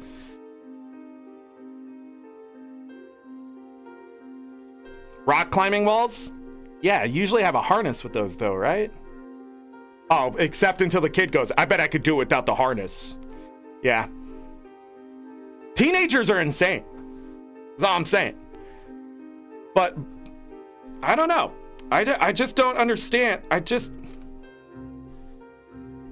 But this is why I tell people, if you're going to have a kid, the first one you want is a boy, because it's going to show you everything that can go wrong with a child. And the thing is, they're going to come out of it, all right? You're going to drop them, you're going to accidentally hit them with something in the face, you're going to do weird shit, all right? They're going to get a rash. But boys, here's the thing about boys over girls, right? There isn't going to be any secondary infection, okay? They're just, that testosterone, it's going to start working early. It's going to be like, whoa, man, this kid's going to die early. We better get shit rolling, right? That's what's going to happen. With girls, tons of shit can go wrong. You wipe their ass the wrong way, infection.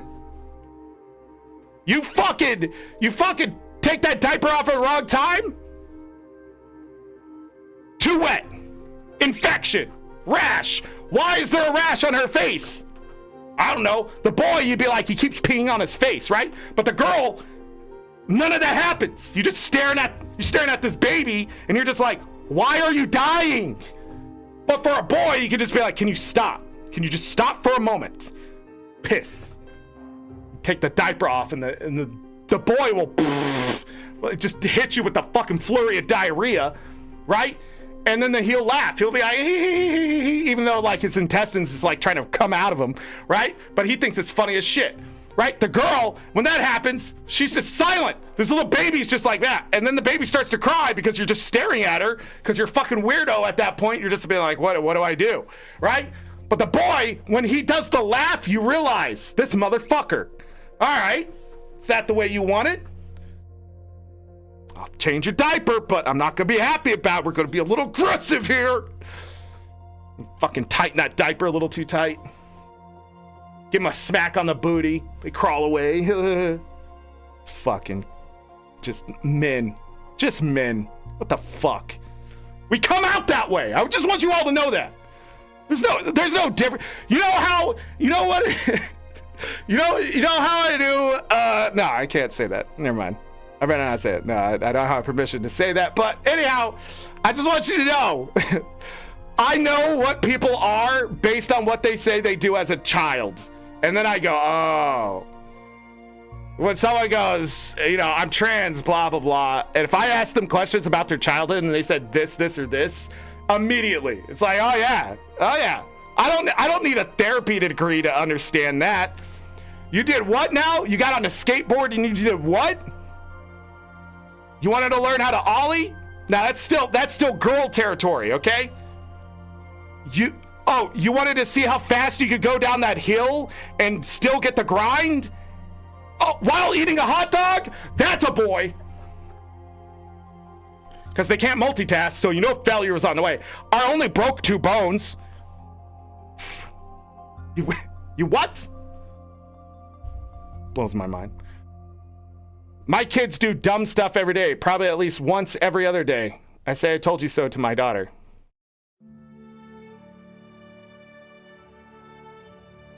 Bro is like, so what's the game? We've moved on.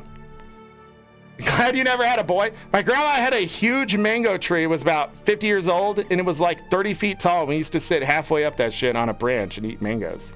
That's actually pretty cool. I was that poopy baby. My aunt was the mental...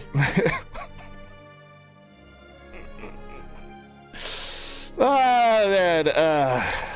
Where have we gone today? Where have we gone? Anyways, I'm going to learn how to make a video game next year. I don't know how it's going to go. I don't know how fast I'll learn how to do it. But it's probably going to be a creature collector, battler. That's what we're calling it. Not a Pokemon-like, but an actual creature collector, battler. Today I had a meeting about it. There's a couple people interested. I don't know if it's going to take off, anything like that. The conversation we had today was, let's see what I can learn, what the other person. It's all going to be new. We have to decide, you know, how much time we want to invest in it, type of thing. If anything, it's going to teach me more about what's going on in the game dev side of things with some of the free engines that are out there, and that kind of stuff. So, if there's any progress on that, I will let you know, but really isn't going to start up anything serious until probably the end of February, sometime in March, because the time I want to devote to it, I want to finish up some stuff here, streaming wise and that kind of thing, but I also don't want to stop streaming. I still want to keep a pretty good cadence on the content and that kind of stuff. So it's going to be what I do in my free time. And I have found myself having a lot of free time since I'm not doing videos and things, and I usually play video games, but I'm also finding that I haven't done anything that's really made something. You know what I mean? Like, I'm at that point in my life where I want to create something that will always be there. Versus, you know, a YouTube channel that can get deleted type of thing. So, programming streams, I don't know about that. I'm not the only one, too. There's actually a lot of people out there who want to learn how to make video games and stuff. So, maybe if I do find it interesting enough, or I think people will find it interesting enough, I will show what I'm learning and that kind of thing. And some people out there are going to be like, well, how are you going to learn it? YouTube. You would be surprised at the amount of information already here on YouTube. I don't need to go to college. I don't need to go buy all the books. Literally, what I need to do is just do it. So they teach you all sorts of stuff, from the programming to the graphics to that kind of stuff. The biggest problem I think I'm going to run into is the sound, music, that kind of thing. That's probably going to take somebody else to do that appropriately and finding exactly how it probably should sound. The thing is, my main goal is to make a creature collector / battler that is sort of reminiscent of Pokemon, of course, but is different enough that it doesn't lose that feeling, but expands upon it. So I already have a story in mind, and I already shared it 2 months ago with them and that, and they thought it was really cool. So we just need to figure out the details and that kind of thing. The other thing is, when it comes to battlers, so how these creature collector games have worked, the biggest problem with them, as far as I know, is the combat system. You're not doing enough damage, you're doing too much damage, or the skills are imbalanced, that kind of stuff. It's going to come down to those equations. I'm willing to take those equations on and go back and learn the math to make the equations feel good, to make damage feel good. So if you do have, you know, and I'm not even sure how the leveling or anything works, but say if you are level 20, you're final level 10, and you use a skill that's base, right? It doesn't do any extra damage, anything like that. You should be able to do more damage to the level 10 than you otherwise would, instead of it just doing, you know, sort of the same amount. That's what I'm talking about. You should feel like when you're getting stronger, you're getting stronger. And when you use something that isn't as effective, it isn't as effective. And when something's more effective, it's more effective. I'm not sure how complicated I'll make it all yet either. We'll see what they say. Seeing someone animate a donut or a ball and adjusting all the physics is so nice. I like when people really know their craft and they're sharing it. For sure. Yeah, that kind of stuff. Also, I will tell you, without any argument, I said there has to be environmental effect. There has to be adjustments to the environmental effect through moves and that kind of thing. So if you like gameplay where, like, if you walk into a volcano, fire skills will be empowered, water skills will be weakened, that kind of stuff. But then if I use a skill that technically ups the power of water, it affects the environment itself. So not only does it up the power of water or remove that loss to damage, it would also increase the power of earth. So because you've made rock and things like that, right? So that kind of stuff.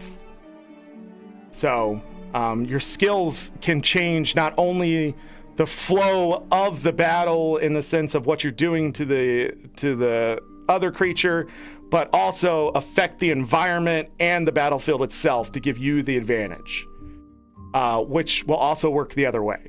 So that's where probably difficulty is going to come in for some of the, the major battles and stuff like that, if someone is affecting that. Also, instead of the trainer there just going, hey, use tackle. Hey, tackle him, right? You will also be able to up the stats and affect your creatures every so many turns. So instead of just being like, use tackle, you can be like, motherfucker, would you just hit him with your tackle? Right? You light a fire under that ass so they do more damage. Because there ain't going to be no items, okay? Affecting stats. That's stupid. I always hated that. X attack? What a stupid idea.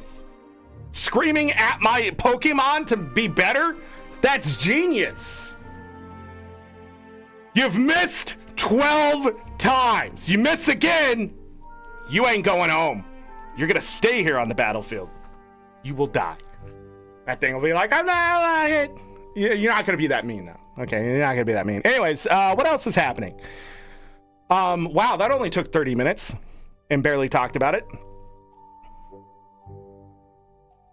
Which one am I on? I'm going to pull back on Souls-like, roguelike, roguelite, and harder games for more comfy / grindy games. I'm going to play games that aren't focused on difficulty in 2025. The reason why it is I've played so many Souls-like, so many difficult games, so many games that dip into the Souls-like, roguelike, roguelite, whatever stuff. It's wearing me down. I don't regret it. Like, Hollow Knight was a fantastic experience this year and that kind of stuff. I'm glad I went back to that game. I was able to get more achievements, do things I didn't think I was able. It really shows how far I've come to be able to just enjoy a harder game.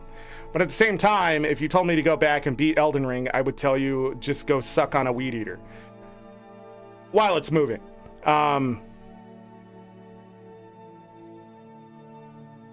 Game that yells at you like Zorric.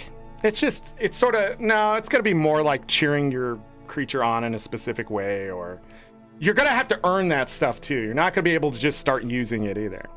See, there's got to be a lot of vertical progression or horizontal progression too, because I think that stuff's important. And when you play those games, I don't like the way, especially Pokemon does the storylines and stuff like that, and sort of locks you out of certain things.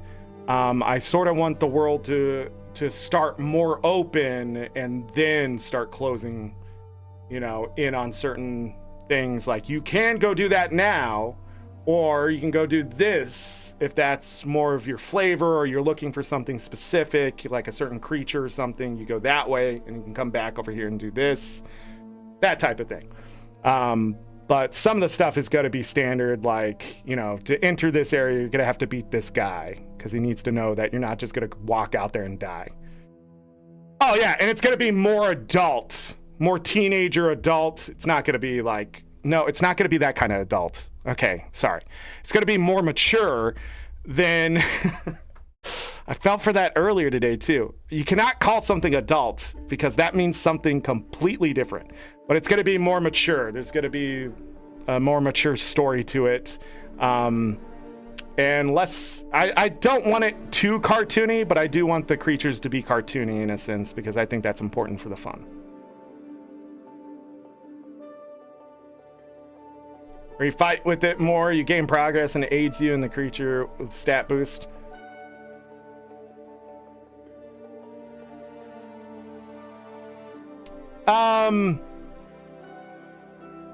Yes, in a way. By doing certain things first versus other ones, or beating certain people before other ones, it will change how they actually interact with you. In fact, the first 4 major things, again, this could change, but my idea was you can beat them in any order, because what's going to happen is that you're going to be scaled to what they are. So, well, you have to get to that point, right, to be able to fight any of them. But depending on who you beat first, the last one is going to be more difficult than the first one, but it's your choice on what you want to fight, and you're going to know what they are before you fight them. So you'll have time to be prepared, but they'll introduce new mechanics to the actual fights as you beat them. That's why it gets harder, because they're going to use the mechanics against you. And so whoever you fight first isn't going to have that stuff. The second one will introduce something. The third one will introduce the next thing. And the last one will be using all of that from the previous 2 with their new mechanic against you. So you're prepared to see how the fights will work for the rest of the game. By some small percent. I don't know how deep it will go with that kind of stuff. I would like to also... So the other idea I gave, and I don't know if this is going to stick, is that instead of, like, you know how you pick a starter and your starter just, you know, is one of these 3 creatures? Instead, you'll be given a starter that's sort of a blank slate. And then after you do some things, you will get to choose what you want it to be. But in that choice, it's not like, oh, I get a water creature that has good defense, right? Or a fire creature that has good offense. What you can do is say, I want a water creature that's fast. More like Digimon World, something like that, yeah. That base creature will stick with you throughout the entire game. It will be something that, and there's a reason for that in the story. Because the way the story works out and stuff like that, that creature is very important for you to learn the mechanics of, you know, there will be things like elemental affinity and stuff like that. As you go and beat the feral creatures of the world, you will gain things to take back to a lab to adjust your creatures into what you want them to be, whether it's more offense, more defense, more this or that. So, and the strategy is going to come from the moves. So how you use those moves can affect how the battle's flow goes, like I said, with the environment and things like that. So, yeah. There will actually be monsters in the Creature Collector game. I don't want to say too much, though. I'll ruin it. Because if it all comes to existence... No, since you're here, I'm going to tell you. What's going to happen is that eventually there's going to be several different looks to the same creature, right? You collect a creature, you know, oh, shinies? That's stupid. All right? Yes, there will be a shiny version, but it's not what you think. There's going to be the normal version of this creature from the quote-unquote lab, right? Where it will do things, have different stages, aka evolution or whatever. You give it enough affinity, it could turn into a greater creature, right? The thing is, the other thing is, what you can also do is change how they look. So eventually, you can turn it from whatever monster that you grabbed its quote-unquote essence from into that look. So there will also be the feral look and there will be the tamed look, which the tamed look will be more cartoony than the actual monsters out in the world. Binary, hello, welcome.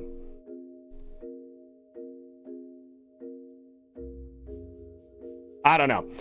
I want the game to flow, though. I want battles to feel like they're either, if you're too strong for what you're fighting, that they're fast. And when the things get tough, that it feels like it slows down so you have time and pacing and stuff like that. It'll still be turn-based. And then, like, you can eventually combo skills based off of, like, so if I have a creature out and it uses a certain skill and I send out a different creature after that and it uses a certain skill, it can compound. So if I use something that affects the environment to make it wet and then I bring something out that brings something that makes the environment, you know, grow grass or something like that, it has a new effect on top of that. So you're not just getting, oh, I've upped water and I've upped plants or whatever. Now it's I've upped water and plants, and now that I've done both, it now compounds both effects into a much stronger effect, and then maybe something else on top of that. What game are we talking about? Binary, you've missed so much.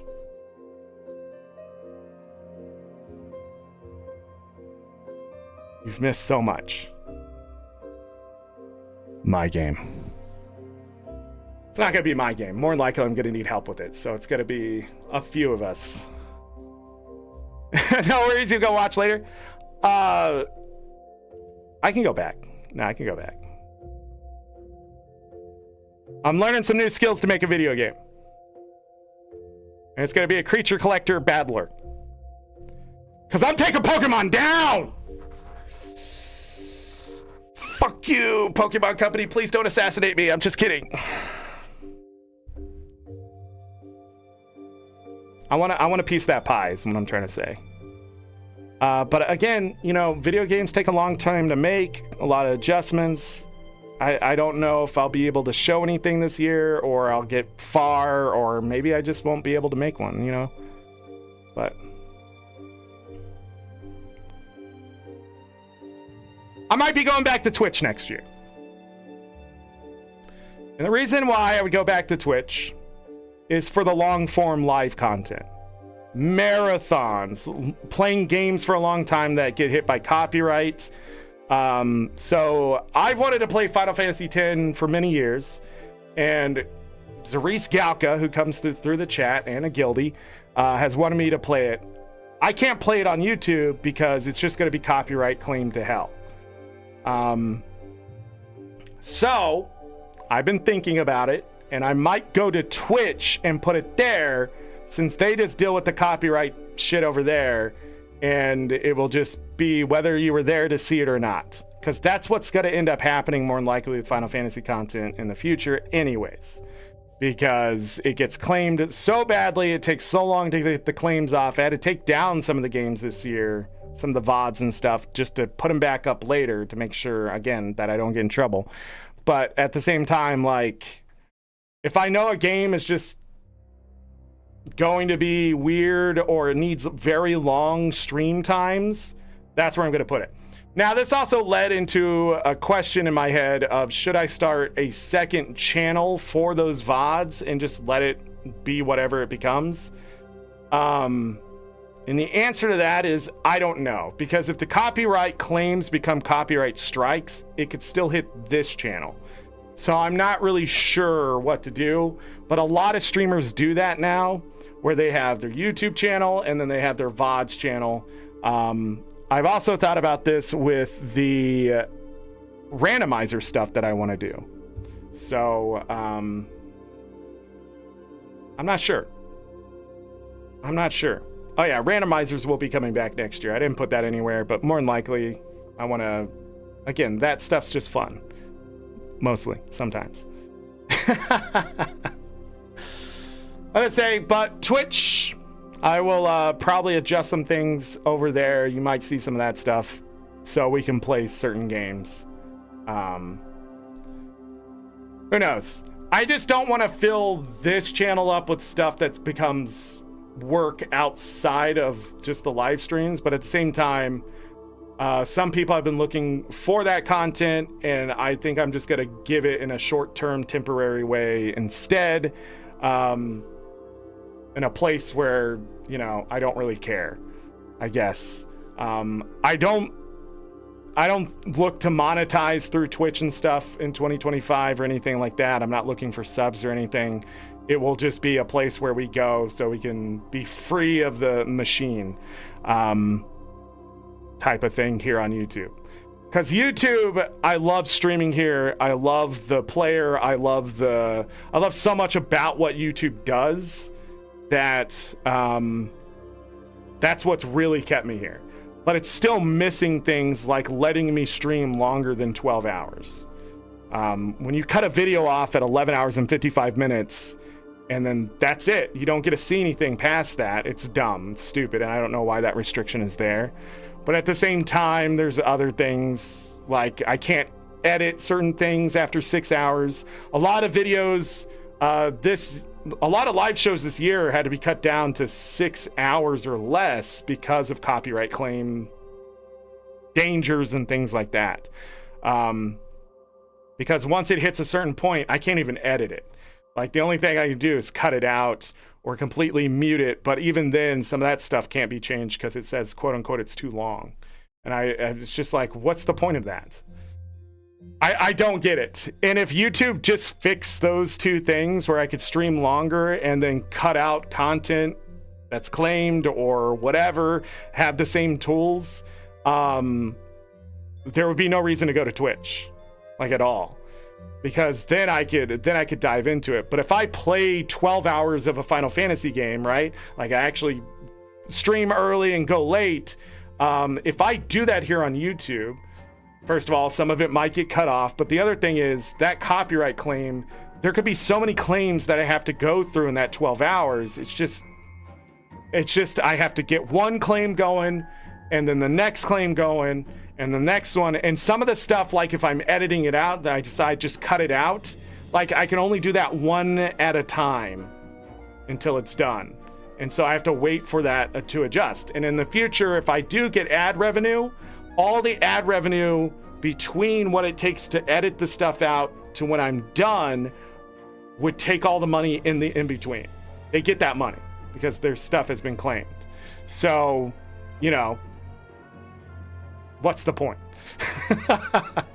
I'll just go do it on Twitch. I'll leave the VOD there for 45 days and then that'll be it. On Twitch, even though my videos are supposed to be like taken down over there after like 30 days or something, they usually went 45 to 60. Some of them were up for like 3 months and I don't know why. So I don't know, Twitch was weird like that, but yeah. But yeah, that's weird. All right, and this is the final thing of what now in 2025. I'm going to continue to focus on my health. Next year, I'm probably going to start doing something about my ADHD.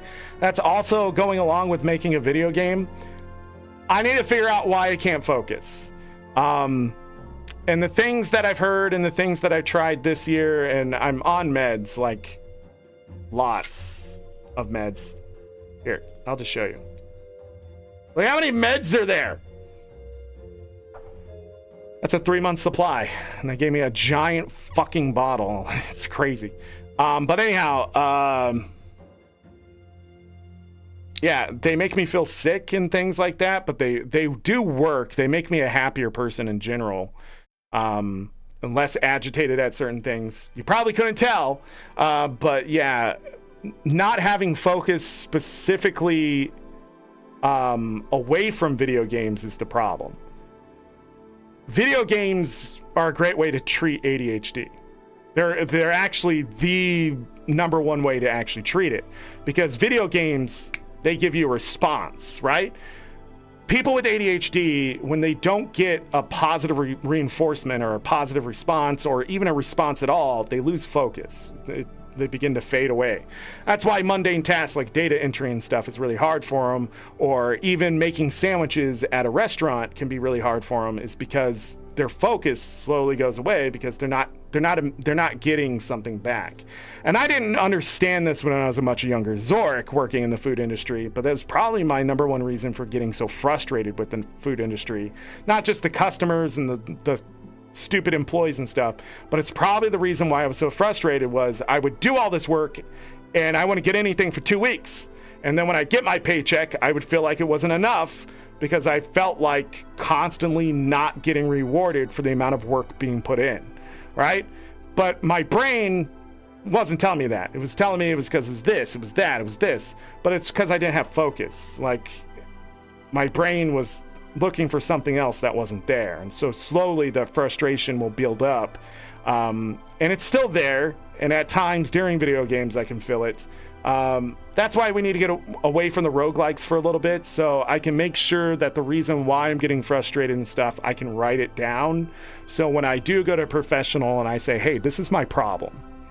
This is what happens in this situation. How do I make that not happen so I don't feel this way, or I can get my focus back, or whatever. So yeah, we're gonna be playing a lot of RPGs this year because they're usually easier to play than an action combat game where I have to make a decision in the thing and my brain is... No, I have ADHD, bro. Yes.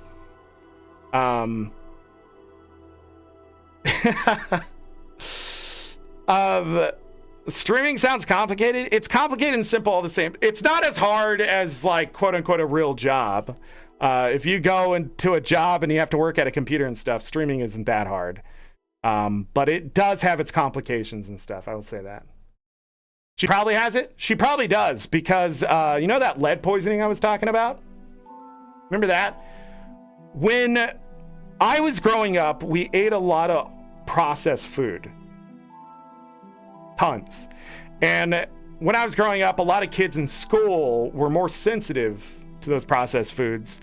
And this actually explains a lot of the ADHD diagnosis that's happening today for millennials and maybe even Gen Z, but even the baby boomer generation, they're getting diagnosed with ADHD.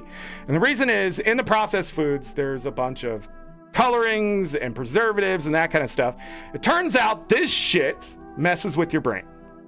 And Red 40, as they continue to study it, they've begun to pull it from a lot of places.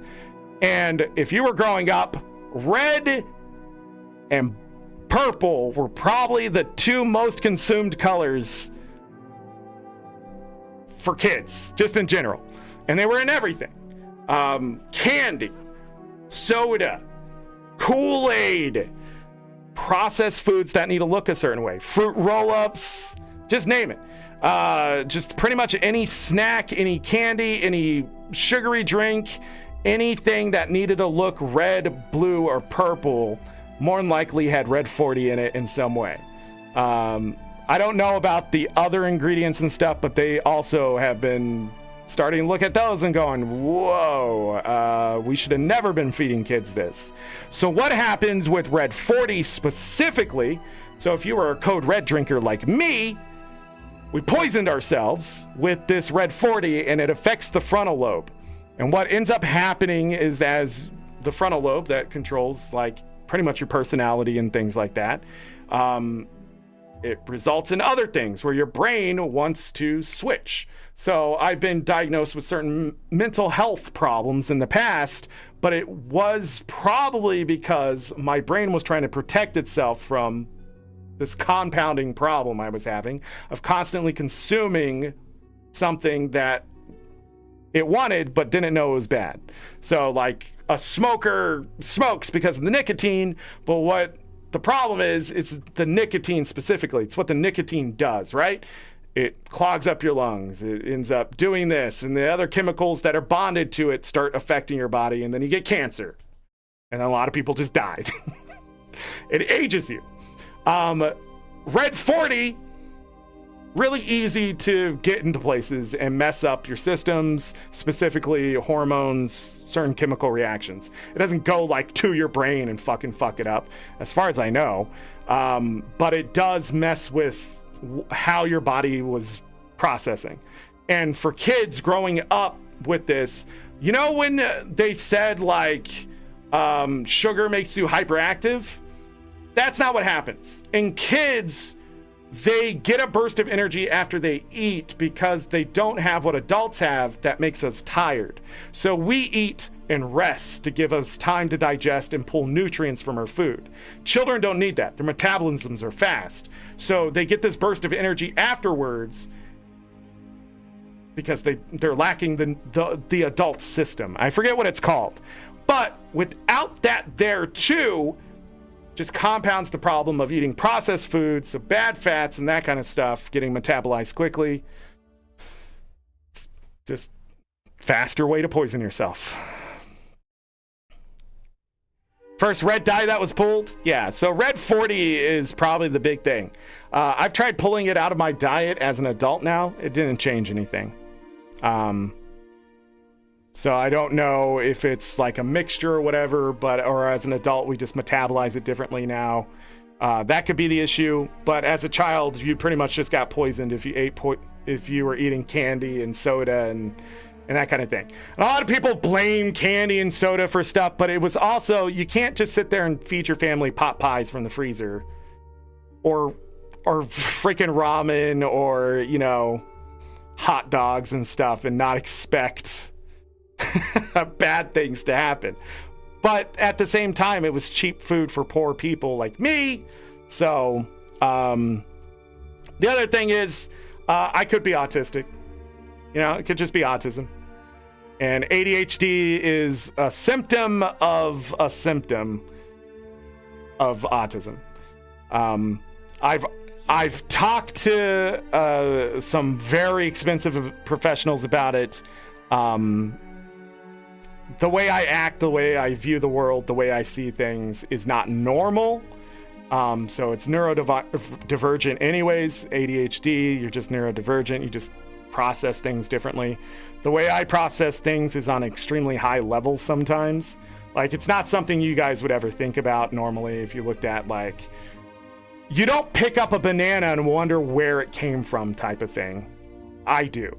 Like, I wonder, like, how it grew, how it processed, how it got damaged. When I go to the store, it takes me a while to pick out bananas because I can tell what happened to it. Like, none of you probably go through any of that when you just grab a banana, open that motherfucker, and start eating. Like, for me, it's a whole process in the brain. And it happens fast sometimes, but, like, that's just it. Like, that's just my brain. It's always on the constant. It wants to know. It's curious. It's just this, that, and that. It's just on a very high end. I've done nothing with it. It makes people scared because I'm not busy doing something extraordinary. That's probably why I'm going to start building a video game too, because I just wonder, can I do this thing? Can I finally take my brain, make a thing, and be focused on something and not feel like I'm not contributing to the world and I'm not learning and that kind of stuff? Because I intentionally stopped learning because the more I know, the more dangerous I am to the world. But as they put it, not doing anything at all is the most dangerous thing anybody with intelligence can do. Because you get bored and things bother you. And then you start focusing on social issues, and then the next thing you know, you're going to blow up a building in some city. And that's what they're worried about. But that's child's play. Blowing up a building? Come on. We taking down the entire state of Hawaii. We're starting a volcano, baby. You think I'm going to build a pipe bomb or some fertilizer in a van? Get out of here. Psh. We're going to watch an entire thing just go boom. We're going to set off Yellowstone. Get out of here. Blow up a building. Psh, that's not big enough for a man like me. I'm just kidding. That's not going to happen. NSA, I'm just kidding. FBI, joke. Complete 100% joke. I have no materials. Well, that's not true. There's materials in your household. Anyways, I don't have any of those that could possibly be used for any of that stuff. I do have powdered sugar. Yes, I understand. But I don't think I have anything pipe-like. So we're good. Fun fact, powdered sugar can have as much energy as a stick of dynamite. The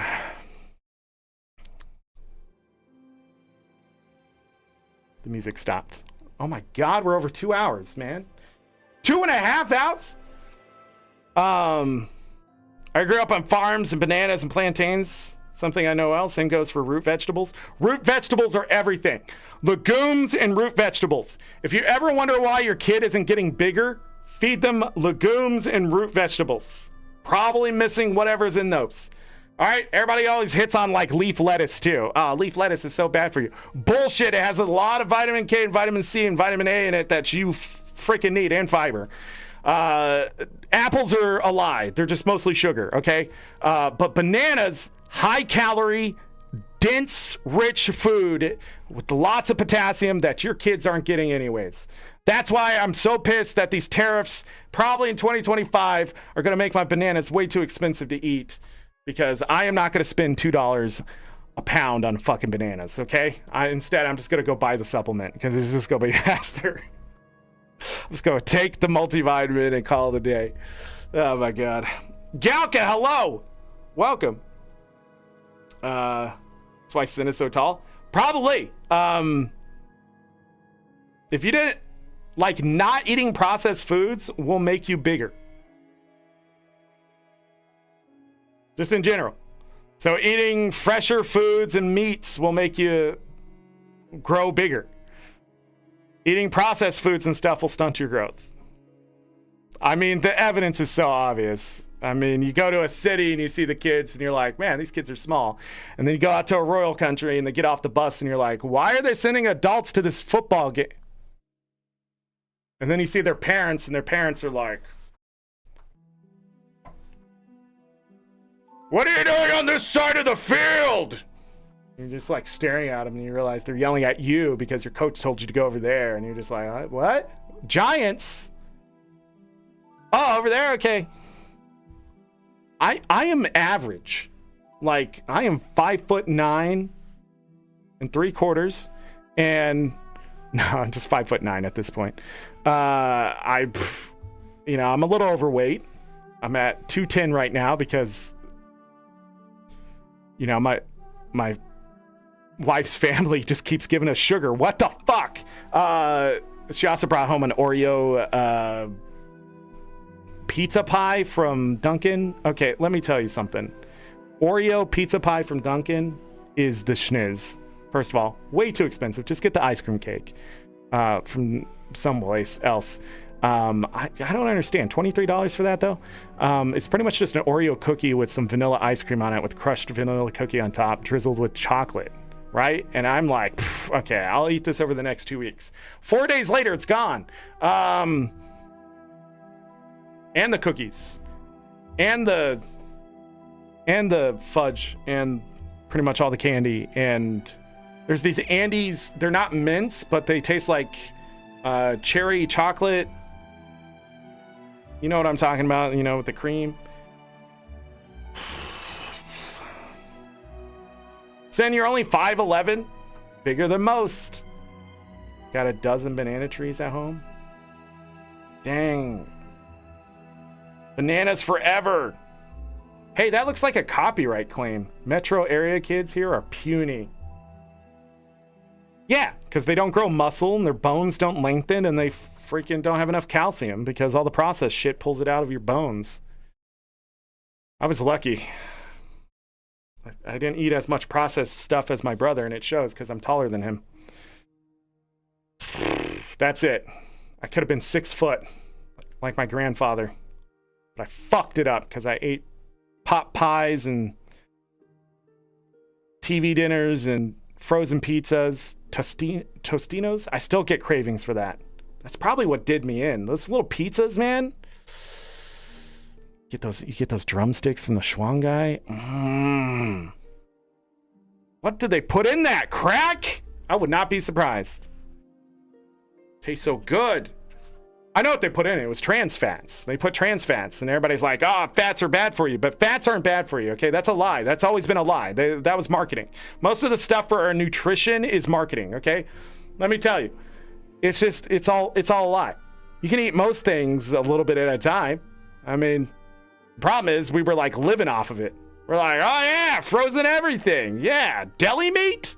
Heck yeah. I don't know why it looks this way, but it's good. Except bologna. Bologna's always sucked. I don't understand why people like bologna unless you put it in a frying pan. Okay? You fry up some bologna? Hello?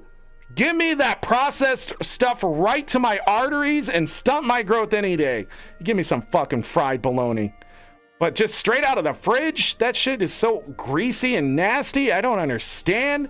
And then they had this invention called cheese. What the frick is their problem? My divorced dad fed those to us all the time because he didn't cook. Yep. My dad was a single dad and for a long time. Let us get away with murder. You know, I grew up in the era of like, be home before it's dark. You know? Leave a note, tell me where you went. That was it. Like, people don't understand. We didn't have like freaking cell phone. I'd be like, going to the park. No, that didn't happen. We just go into the park. Then we'd go to a friend's house and play video games. Sorry, Dad. And then we'd lose track of time and it'd be dark and we'd be riding our bike in the middle of the street. Zzz. Get home. My dad wasn't home yet. He was still at the bar. You know, he didn't know. Got away with it. Yeah. Ate that sandwich, you know. White bread, processed to hell. White bread, you know. The Wonder white bread, that's good. Let me tell you something, though. You get some American cheese. You get some Texas toast white, freaking as white bread, bleached freaking flour as you can get, okay? And you freaking butter that crap heavily. The worst butter. It doesn't freaking matter. Put some duck lard in there. It doesn't matter.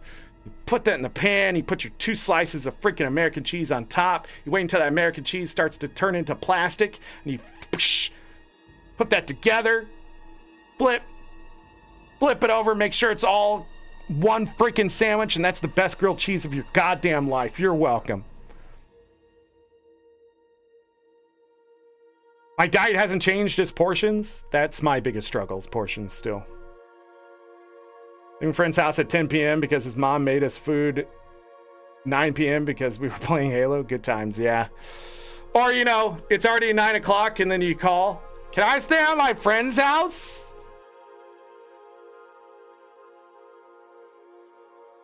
You know what? When I was growing up, I had a lot of friends. No, not a lot of friends, but comparatively, I had a lot of friends' moms that would call my dad and be like, can he stay? Because my child is having fun. We were just playing video games. I don't think they understood, like, it was the video games that we were having fun with. It wasn't exactly that I was there, but maybe, I don't know. I only liked like 3 people growing up. One of them's in this chat! Or was. It's true, though. I didn't have many friends growing up. Comparatively to some people out there. I had like 30 friends growing up. I had like a circle of 4 at any given time. And then it was like Survivor. What's that one doing now? Done. And then in high school, I just didn't have any friends because I was doing stupid shit. Small friend groups are the best, yeah. I was never in like a trio or whatever, you know? 7 close friends and the rest are people I know. That was pretty much me. I just knew people. I knew a lot of people though. It always freaked out my friends when I finally like was in a friend group before I left high school. You know, I found my place, but we'd go out to like, you know, get lunch or something, and I would be like, oh hey, blah blah blah, and they'd be like, how do you know that person? I just knew people. My parents would always wait for the kids' parents to call and kick us off the internet to send them home. That's smart. Internet's down. Done. Well, anyways, ADHD. Can you guys tell I have ADHD? How many times we get off subject today? Crazy. Hey, Happy New Year, everyone. I hope everybody has a great 2025, you know. Don't do resolutions. Can I say this? Don't do resolutions. Those have always been stupid. They're not resolutions. You shouldn't think of them as resolutions. Think of them as life-changing events, okay? That seems serious, but that's the point. You know, oh, I need to lose weight. Why do you need to lose weight? Why? I need a haircut. Look at this. Look at this crap. I practically have a mullet right now. It's getting serious. I look like my dad when he was like in his 20s and 30s and 40s, and finally he got rid of his mullet.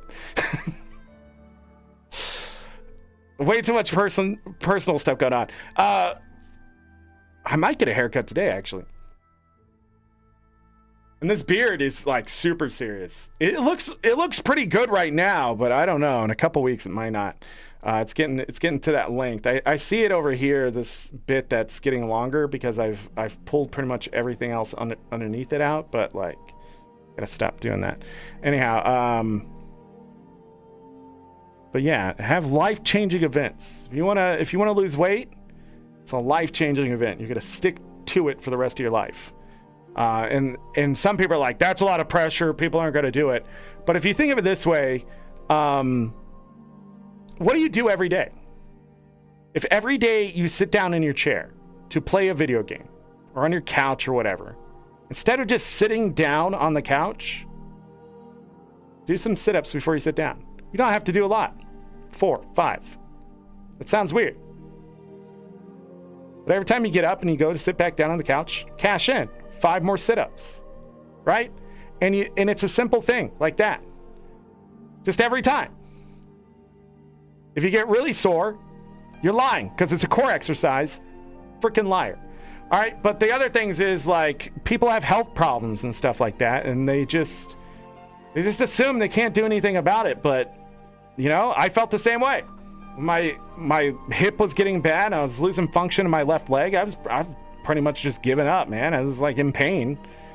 But it was the pain that eventually drove me to go and finally figure out what the frick is going on. It turns out it's inflammation, everybody, from arthritis. It's still happening today. But the thing is, like, there was a lesson to learn there, and I was refusing to learn it, right? So when we have wants or even needs, we just got to take small steps that may find the bigger solution. Because you may find that getting up and off the couch and having to do sit-ups and just moving around in general, the one thing I heard a long time ago that still sticks with me today is if you really do want to lose weight, go do your chores. And I always thought it was silly, but I have found recently by doing things like your laundry, washing dishes, vacuuming your floor, making your bed. Don't fully make your bed ever. Always make sure the blanket is set to the side, not perfectly folded. It keeps bugs out of your bed, fun fact, and spiders and other things because it's not a flat surface. They can't see what's going on and they think predators hide there. But anyhow, when you do your chores, when you take showers and brush your teeth and do the basic things of life type of thing, it actually burns a lot of calories. Also moving around like that keeps you flexible, I've always talked about this, your arteries will harden over time, your veins, stuff like that. If you don't move around enough, your body will stiffen, harden, and you will die. It causes high blood pressure, it causes aneurysms, it does all sorts of bad things to you. It's also why your arteries clog faster because there isn't a sort of a flexibility to it anymore. And so since it's more of a solid tube, things can form faster on the sides of them, which causes inflammation, which again causes more stiffness down and causes more of a plug. It's just fun things to learn over the years. This is the stuff I think about when I'm eating pizza. And that's the other thing. So do your chores was one of them. You know, some people are like, I need to drink more water. Don't do that to yourself.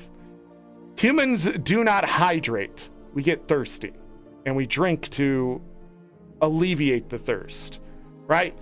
Humans aren't meant to be puddles of water, okay? So if you're drinking a gallon of water every day, I'm gonna tell you something. Your kidneys fucking hate you, okay? Your bladder goddamn fucking hate you. If you're peeing like fucking 14 times a day, stop drinking so much water. You're not using enough, okay? It taxes your body just the same as if you don't drink water. Not true. It's different, but it's the same thing. You're just wasting your time. Okay? You always start with the basic amount of water, which is a quart, which is a quarter of a gallon. Okay? For people who don't understand what I'm saying. It's pretty much a liter of water. And that's what you start with. Start drinking that every day and see if you feel better. If you do feel better, try a little bit more. And I have to ask you, if your entire goal of drinking water is to pee clear, you're also wasting your fucking time. Could you imagine your body needing your pee to be clear all the time? Could you imagine? Just this goes back to that conversation about how your body works. Clear pee means lots of water, or your body's trying to get rid of something as fast as possible. If you pee like 6 or 7 times in an hour, it's not just because you've had a lot of water. It's because your body's trying to clear something out. All right? That's why you do that, where you just need a pee and a pee and pee. It could also be an overactive prostate, which is a sign of other things, okay? I'm just saying. Overly hydrated? Hydrated to me means you've drank way too much shit. Because more than likely, you're drinking other shit, even if it's soda and you mix it with more water. So say you have 24 ounces of soda, then you drink a liter of water on top of that. You're diluting whatever was in the soda, and then there's extra moisture on top of that for your body to use. And your large intestine will continue to try to take it, okay? That's why if you drink a gallon of water in an hour, you could die because you will literally just freaking flood your entire body with water it doesn't need. Pretty much what happens. And then your brain fucking just shuts down. Aneurysm, stroke. Crazy. People are crazy. If you exercise and sweat a lot, it's half a gallon to start. You know what I'm talking about. If you don't start to sweat when you immediately start to exercise, you're not drinking enough. I can tell you that. Your body has to pull it from somewhere. If you start to sweat immediately when you start to exercise, you're getting enough. And then you need to replenish it after the fact. If you're exercising tomorrow, you need to drink water today. It needs to be there for tomorrow. It's the same way how your muscles work. You're breathing in oxygen now for it to use later, and it will store it in some of your muscles. That's how it cheats, by the way, or how people cheat in general, is that your blood can carry oxygen and store it in places. Okay? And then when you start moving, it will use that oxygen to keep your muscles working, right? That's why blood doping is so effective when you see those bikers and long distance runners and stuff. The reason why it works is because they get the extra oxygen for their muscles, so their muscles don't tire out as quickly as everyone else's. That's why that works. But for you, you just need to have the other good stuff, and it's called iron and water and salt. That's what you need for those muscles to work more than likely throughout the day. So when you get up and walk around through the office or whatever you do for a living, or even if it's more tedious than that, like you actually have to like walk through places and, you know, and that kind of thing. I don't know what you do. The thing is, you don't need a gallon of water. It's not going to save your life, okay? You're not going to suddenly be in a desert and be like, man, but I drank that gallon of water today. It's not going to happen. I hate the conversation about people who drink that much water. Why? How much are you running? How much are you breathing? Are you not eating anything else that's like has liquid in it or fat or anything where water is going to come out of it? I just wonder. What are you doing? Just eating powder? And if you are starting an exercise regimen, start slow, easy, and make sure you're eating good protein, good amount of vitamins. Don't just suddenly switch to a new diet. Don't do that either. I hate that. I hate when people are like, I'm going on the keto diet now, and they just switch, and then you have all these cravings and stuff like that. It's just not a good idea. Let me tell you, the keto diet's a lie. It's all a lie. Move more, eat less is also a lie, but it's a good start too. If you don't need that extra ice cream cone, don't eat that extra ice cream cone, okay? That's a good way to cut out a bunch of calories and fat and stuff that your body doesn't need. Specifically sugar. That's what you need to cut out of your diet, just to let you know.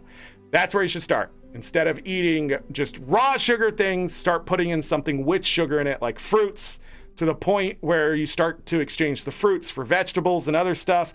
It's just an exchange program until you get better, healthier things. If you do it too drastically, your body's going to crave something, especially sugars, because it's too fast. It's too fast. That's it. That's the lesson there. Everything out there is just marketing, by the way. So if it works for you, it's almost a luck factor. But if you just moderately do things and change things slowly in your life, it's better. And that's what I've learned the last 5 years, just watching. Like when I learned that, oh my God, when I learned that how we stretched in school and even beyond is wrong, I could not believe that it's still happening today the way it does. Does anyone here know how to actually stretch your hamstrings? Water, coffee, tea is mostly what you drink.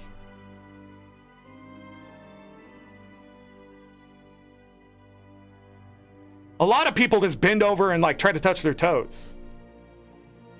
Does anybody know how to stretch in general? Does anybody know what kinetic stretching is? You know those warm-up exercises that they used to make you do in sports, like the high knee, you know, where you bring your knees up and you exaggerate your legs, stuff like that to warm up your muscles. There are actually stretch exercises. The exercise is to make you move and stretch those ligaments, tendons, and muscles at the same time. And if you've never seen the elephant walk and you have tight hamstrings, go learn what the elephant walk is, because that is going to stretch you out. I can touch my toes today doing that exercise. My left hamstring gets so tight sometimes it hurts. I do that exercise, gone. And it's so stupid. You look so dumb. You look like an idiot. Okay, I'm going to tell you, it's not going to be like the most charismatic thing where you're going to be like, I have something to show you. No, you show this to people in private. You go, hey, buddy, let me show you something. Okay? All right, and then you do it. But let me tell you, kinetic stretching is the way to go. If you're not moving while you're stretching, you're not really stretching, you're pulling. And if your muscle isn't alleviating the tension in any way, it's not going to stretch anyways. You're just going to tear it. And that's actually probably why there's so many injuries in junior high and high school when I was growing up, was because we weren't actually stretching the muscle at all. It was just tearing eventually. Or it was still so tight, and they go do the run and they come back and like, oh man, something's wrong with my calf. And you're like, it's not connected. I'm pretty sure that muscle's supposed to be there. Yeah. Does it hurt? It will. That happened to one kid when I was growing up. It happened once, and then we all had to stretch our calves every day. I always hated that growing up. It's like, why didn't you know this was going to happen before it happened? It always blew my mind. It's like when every kid in the neighborhood was getting hit by a car. I was just telling my wife about this. Like, everybody was doing like 45, 60 miles per hour in a suburban road, and just kids were getting hit everywhere because we played in the streets. That's what we did. We'd go outside and we'd play in these huge ass freaking roads, man. Plenty of room. It was the whole point of them was for you to be able to see kids. And people were just driving so freaking fast, they'd come around this curve, and this kid would just be like, hey, I have a ball. And then freaking one of them died. And then that was it. The police were out there. They're always looking. They're like holding their little radar gun. You're doing 35. Yeah, but 35, I wasn't killing kids. Okay? And they had all the signs pop up. Drive 25, keep the kids alive. Like, they're still there. I bet if I go through that neighborhood, they still have those freaking signs. That's because every freaking kids were just getting hit left and right. And it was in a very short amount of time it started happening. It was almost like Children of the Corn shit, where the kids were just running out in front of the vehicles instead. Chair yoga at the office? That's good. Yoga's really good. I'm going to say that as a man with a beard that looks like this. Okay, I'm not a hippie. Okay, whatever excuse you have about yoga, but let me tell you something. I've seen a video of Matthew McConaughey doing yoga. All right? Right? And that man when I saw this video was he made me question things about myself, okay? You know, he got up, he's freaking shirtless, right? And he's like, exercise is so great, blah, blah, blah. He was obviously high, but like, you know, he's all sweaty, blah, blah, blah. What I then did was look behind him. And you know who was doing yoga? A bunch of women. A bunch of women were doing yoga. This man had it figured out. He was out there lifting weights, running 12 miles, doing yoga with the women. And you know what? He went to the second most popular exercise of all time when he was done with that, okay? Trust me. Jesus. He was out there, he's like, man, I love exercise. No, you love what ends up happening because of that exercise, okay? Women look at you and they think, I just need a chance. And he's like, you want a chance? That's what was happening there. And he was doing yoga. And people out there have been like, yoga's gay. Yoga's not manly. Matthew McConaughey wants to disagree 100%. I mean, can we get a jury here? Peter! Can you hire?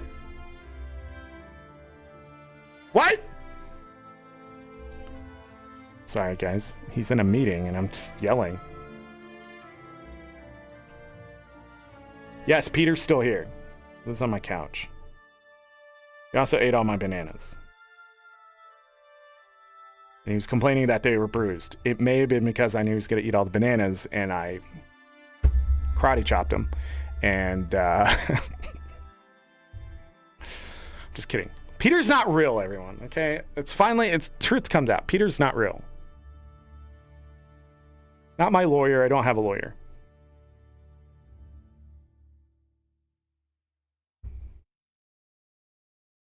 My brother ruptured his Achilles tendon in his mid-20s. You know what? Every time someone has told me about Achilles tendon, what's the knee one? Why can't I think of it right now? A torn ligament in the knee, a dislocated elbow or shoulder. If I got like $100 every time I heard that story, I would be a millionaire. Like by now, you'd think humans. Meniscus. You think humans by now. ACL is what I'm thinking of, but meniscus is the other one. The ACL is actually the... But anyways, like, humans by now should be like, yeah, people keep destroying those. How's this happening? And you know what it is? You know what I've found most of the time?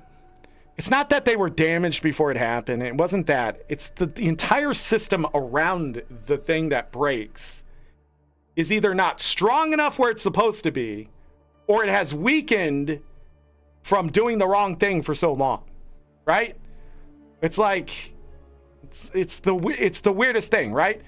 But you could also see it like before it happens type of thing, because you'll see this pattern of, yeah, I've always had a problem with it. It's always been tight here.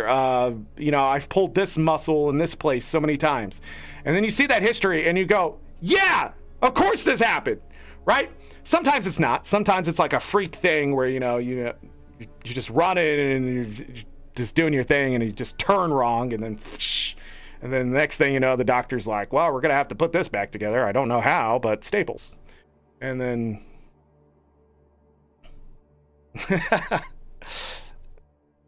yeah, I don't know.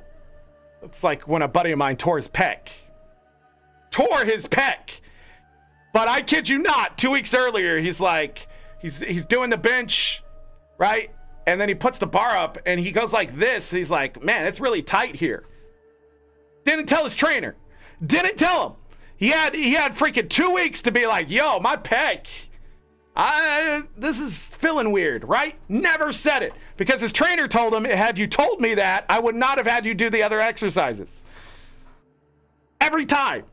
Like, but at the same time, the trainer should have went like, hey, anything feel weird during your exercises today? I always think that question is missing. Like parents when their kids come home and they're looking weird and you go, what'd you do? Right? Don't ask them what they did. Just be like, I know what you did. How do you want to deal with this situation? And that kid's going to go, I don't know. And you just look at him and be like, yeah, I don't know either. Leave your bed, leave your bedroom door open. Oh man.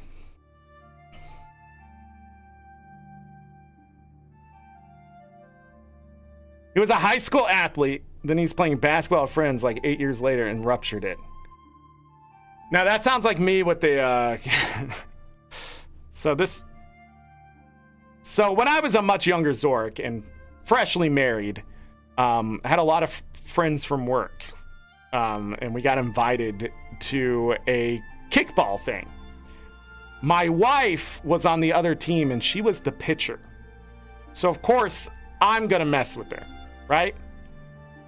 And you know, throughout high school, I was athletic.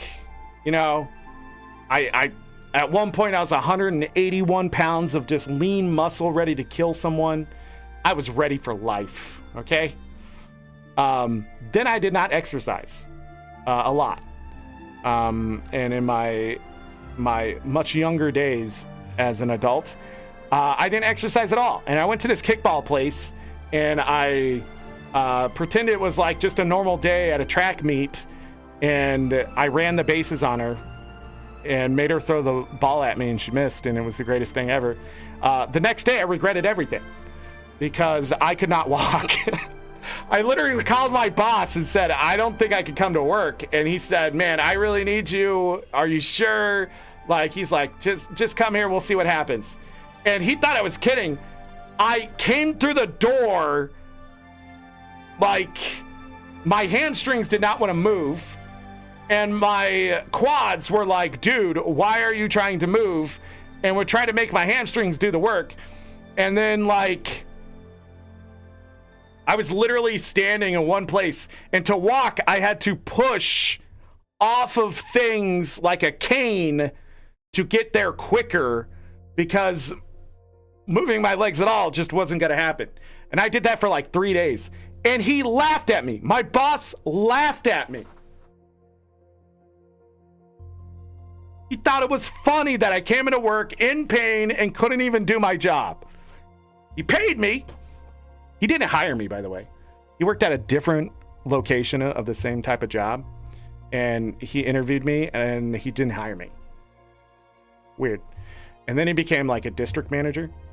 And then eventually back to a general manager, because the place was bought out by corporate. And I guess he didn't want to do that job anymore. I don't know. Maybe they forced him out. Anyways, and he came back to that job.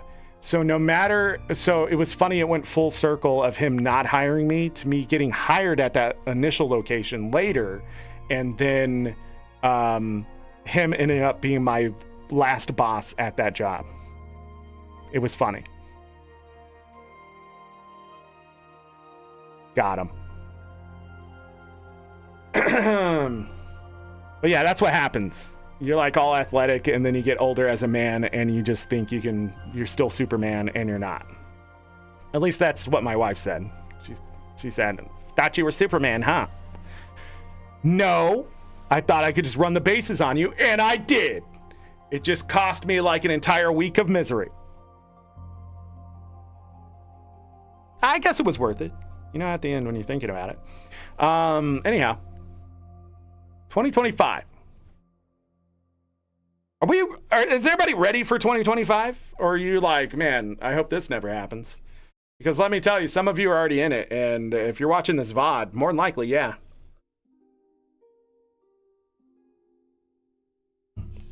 I know, I will say this. I know here in the United States, it's going to get crazy. I know. Okay? I know it's not going to be good. I know there's going to be a lot of bad things and that kind of stuff, but there are good leaders here, as much as I complain about it, and I just have to hope that they grow a pair or a spine or any bones at all and fight, you know, to not let the worst of the worst happen. And I will say this, when bad things are happening, you're not alone. And you have to look to the people around you.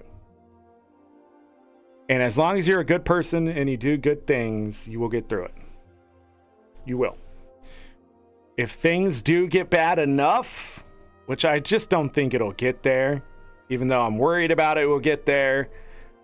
It's very important to understand that human lives are more important than ideas. That's it. Human lives are more important than ideas. That's it. If everybody just went along with that, they would understand. Cannot wait until next year. Midian, what are you doing? Are you making a video game? Gonna try to get to the next 4 years. Midian has started our movie weekends. Very helpful mental break. Yeah. Midian's amazing. I hope Midian's finally getting some rest from all the guild stuff. Guild Wars 2 stuff.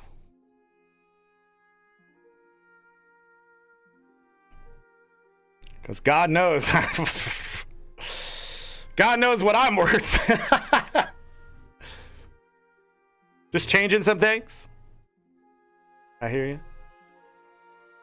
Life-changing events.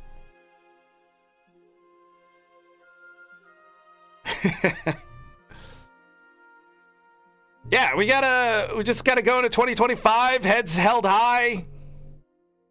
Smile, help people, hold the door. Do our thing, try to better ourselves. Remember, if every year we just try to better ourselves, eventually we'll get there, right? Got those personal goals in mind. Gonna try to learn some video game stuff. Gonna make a video game. Try to get this ADHD under. Why when I drink water, it just freaking just. I don't.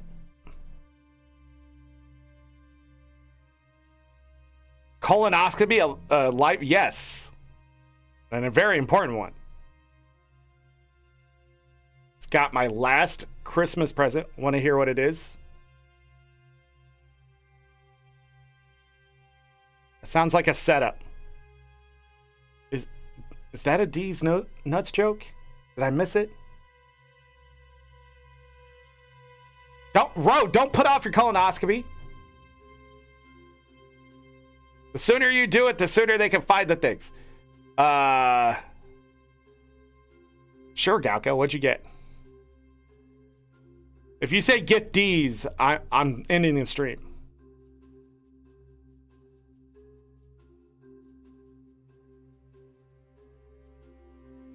What did I get for Christmas?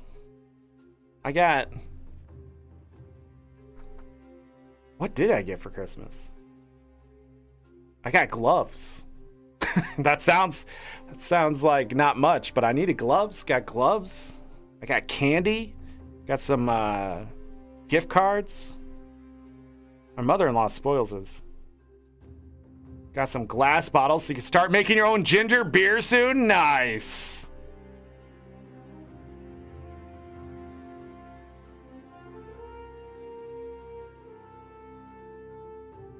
You know, there is a big community here, well, just on the internet in general, of making alcohol. But they don't just make like alcohol. They make like Mountain Dew wine and stuff like that. It's a bunch of experimenting with things and then trying to perfect whatever it is. And I got sucked into a rabbit hole like 6 months ago. YouTube shorts, TikToks. Like, they had all this stuff, Reddit. Just these people like, oh, if you add this and this at this time, like, this guy was making alcohol for like 9 months. And he's like, it was close. And he's like, but I'm already working on the next one. I'm like, 9 months to see if your stuff turned out. Mountain Dew wine? Excuse me. Actually, I don't think any of the Mountain Dews would be bad as sort of a mead. I guess it would be more of a mead at that point. I don't know how they'd make it into wine. But it would probably be fine. I mean, well, I shouldn't say that. Kids don't drink. Back in the day, mixing vodka with Mountain Dew. It was good. Because, you know, sugar and alcohol go together. The other thing is Mountain Dew has like a thing that keeps it mixed. So when you mix the alcohol in it, it quickly mixes everything together. But if you're using it as a base for the sugar, I don't know if there would be enough sugar. So they definitely added honey or something to it. Stro and Mountain Dew is tasty too. There's a lot of that. Gift cards. Here's a chore I didn't want to complete for you. Just give me the money. That's what I told somebody years ago. Don't give me a gift card. Just give me the money. You know what's good anywhere? Money. Stru? Oh, I think I heard him talking about that. But of course, I Zorric'd it and sort of drowned him out. I was looking for my opportunity to pounce. Here's an idea. Don't buy the gift card. Just give me the money. Don't buy me the card. Just give me the money. I'll buy a car.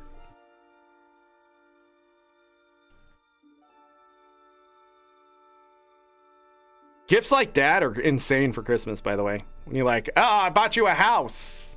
Like, what? You did what now? You bought someone a house? Bought them a car? Christmas was good this year, I guess. It didn't feel like Christmas this year as much as other years, I guess. I didn't put up a tree or anything, but it still felt Christmas enough. I don't know.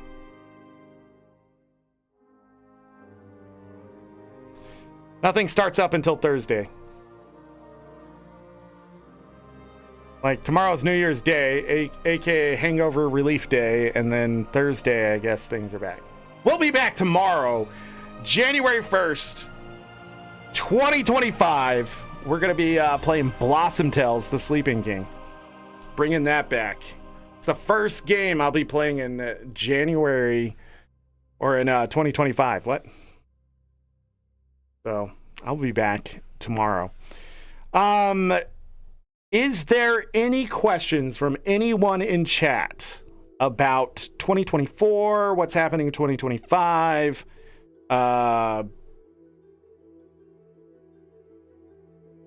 Need thoughts on something? I don't know. I'm just saying that.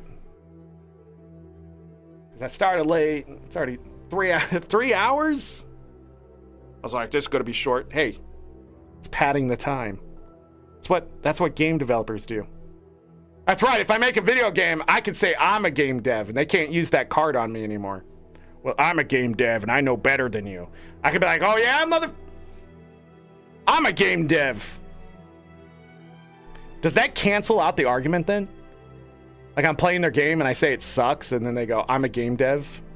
And then I can be like, well, I'm a game dev, and I'm telling you it sucks.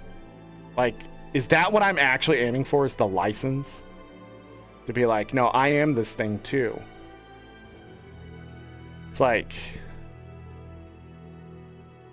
I'm trying to come up with an equivalent to that, but it doesn't happen in a lot of places. Will I revisit Hades 2 once it's full released? And will you play Blueprints on Steam once it's full released? Blueprints. I'm gonna have to remind myself what Blueprints is. Blueprints? Hades 2, when it is 1.0, I will come back to it for sure. We may have to restart a third time. But, I don't even know if it will go 1.0 next year. Or it will be finished early 2026. Is that a limited time demo? Is this like Myst?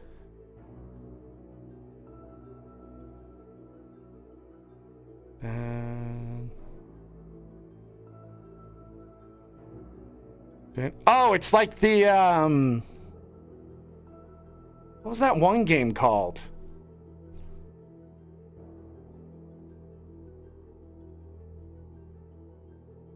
kinda. No, it's the same type of like exploration adventure puzzle. But there was a you roll dice. Do you make the rooms? Navigate through shifting corridors of the ever-changing chambers in this genre-defying strategy puzzle event. Oh my god, that guy looks like me. What the fuck? That's me in 10 years.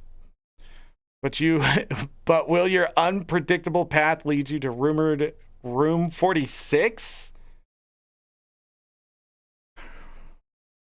I don't know. We'll have to check it out. Oh my goodness. Midian, you want this game? Here, I'll add it to my wish list or I'll forget. Planned release date. Just all of 2025. It'll come out one of those days. You're going to roll a dice with 365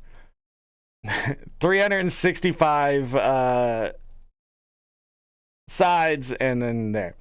Whoa, they announced the winners of the 2024 Steam Awards. Game of the Year went to Black Myth Wukong. Who saw that coming? VR Game of the Year, Metro Awakening. Labor of Love, Elden Ring. Best Game on Steam Deck, God of War Ragnarok. Better with Friends, Helldivers 2. Outstanding Visual Style, Silent Hill 2. Best Game You Suck At, Black Myth Wukong. Best Soundtrack, Red Dead Redemption. Outstanding Story-Rich Game, Black Myth Wukong. Sit Back and Relax, Farming Simulator 25. That all sounds like Steam Bros. Put the votes in. Let me tell you what game's overrated. Black Myth Wukong is overrated. The more I see that game played and the speedrunners destroying it, the less I care about it. There's like, just, oh my God. Could any more AAA titles be on that fucking list? The only one that isn't AAA as far as I know is Farming Simulator 25, right? That's not made by a AAA studio. Giant Software? They just make all the farming sim stuff, right? How much are they worth?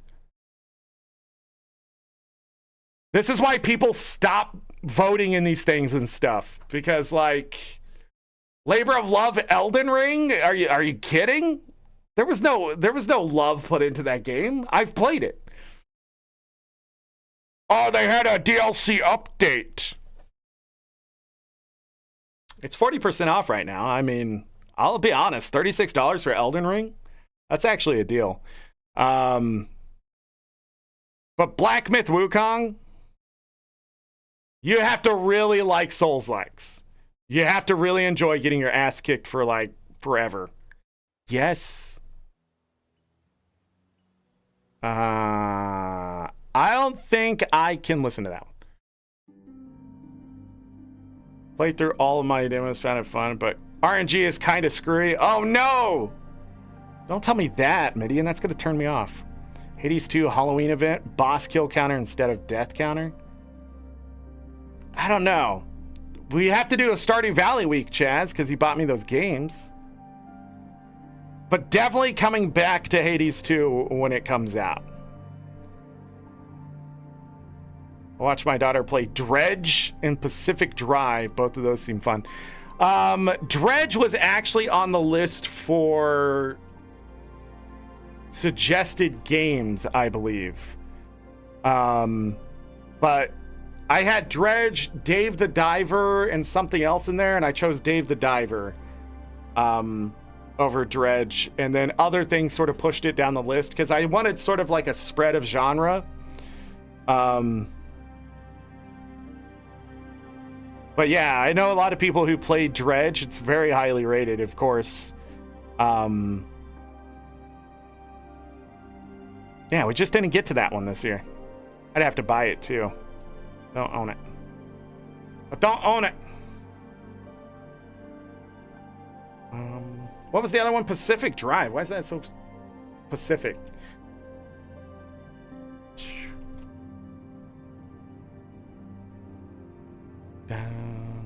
Oh yeah! As soon as I saw it, I knew what it was.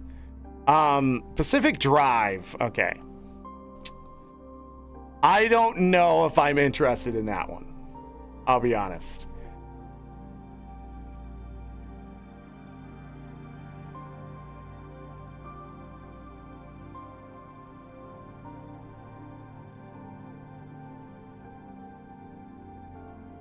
It's interesting, don't get me wrong.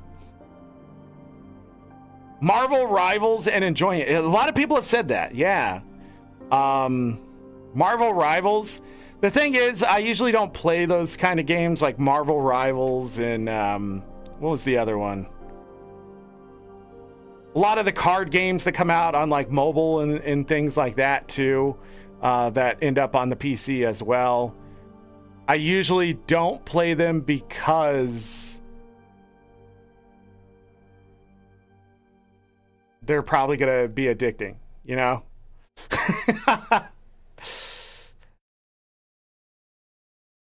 Her cheating in MR, but not seeing it yourself? Yeah, maybe you saw it, but couldn't tell.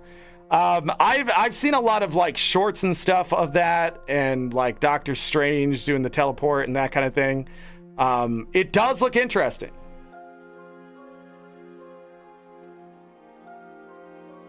Not balanced enough. That's not going to stop him from having the competitive mode. That's not going to stop him. I mean, Guild Wars 2 still has PvP, and it has some of the worst balance in a video game right now. I'm saying that nicely.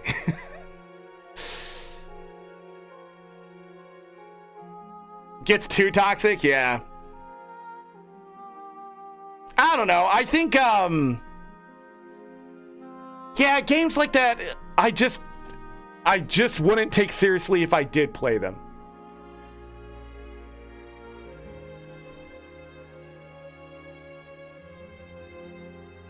You'll never touch ranked in it. People act like the win was going to get them paid somehow. Some people believe, those esports people, you know, play this until you get good at it, son. And then, they don't. When I found out, like, there are Fortnite coaches and stuff back when that was, like, the thing. It still is, I guess, but, like, 14-year-old kid getting coached playing a video game. What? And then hearing some of the coach stuff, it always just bothered me. Yeah, you don't want to be there after they die. Yes, that's what dying should show them. You shouldn't have stood there. And then they're like, you should have been over here. And they're pointing at cover, and I'm like, yes! Duh! Like, oh my god. It's almost like the ninja masterclass that came out of it, you know? This is how to be a streamer. And then I start looking at it, and it's like the worst. What the hell is this game? Lost in Fantaland? Is this secretly an adult game? It's a roguelike deck builder. Dang it. It looked sort of Final Fantasy Tactics-ish. But it is definitely not, it looks like. 86, 84%. Why do some of these guys have noses and other ones don't? Why do some of them look like they're AI generated from Final Fantasy Tactics?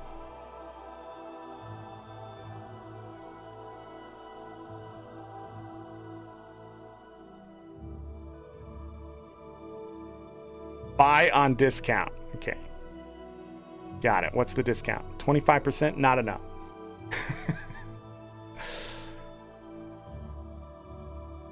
Is Steam actually suggesting games that I would be interested in? Instead of the normal AAA titles plus the same things they've been trying to get me to buy? Like Persona 5 Royale, the last forever. Been on my front page or suggested somewhere. Is that the one with the the weird AI? Oh yeah. Yep. Sonic Origins. I've been enjoying my Songs of Conquest, which is by a small company finally pushing competition to Ubisoft in the Heroes of Might and Magic series. Songs of Conquest? Is that on Steam? Why is it? It sounds familiar. Man, there's so many games.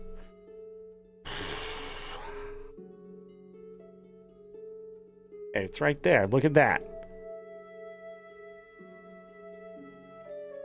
We might play some simulators. Oh!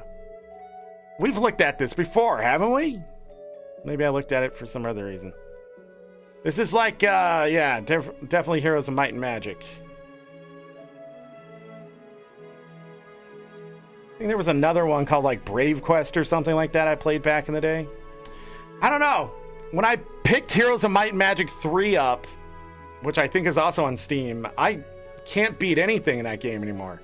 I just do not remember how to function. Heroes of Might and Magic 2, I had that game down, but Heroes of Might and Magic 3, I just couldn't do anything. Like even on the simple like campaigns and stuff, I would die. I just never figured that game out, and it sort of turned me off to these. I don't know, it looks interesting. It's a $35 game usually? Wow.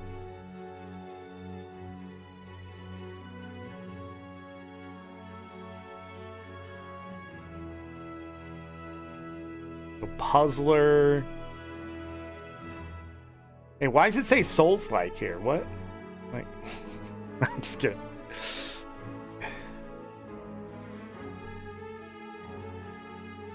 Heroes of Might and Magic is always magic heroes rule the world.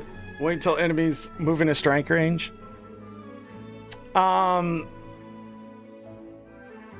Yes and no. It's always try to get the most overpowered units in some way for free. That's how that game ends up.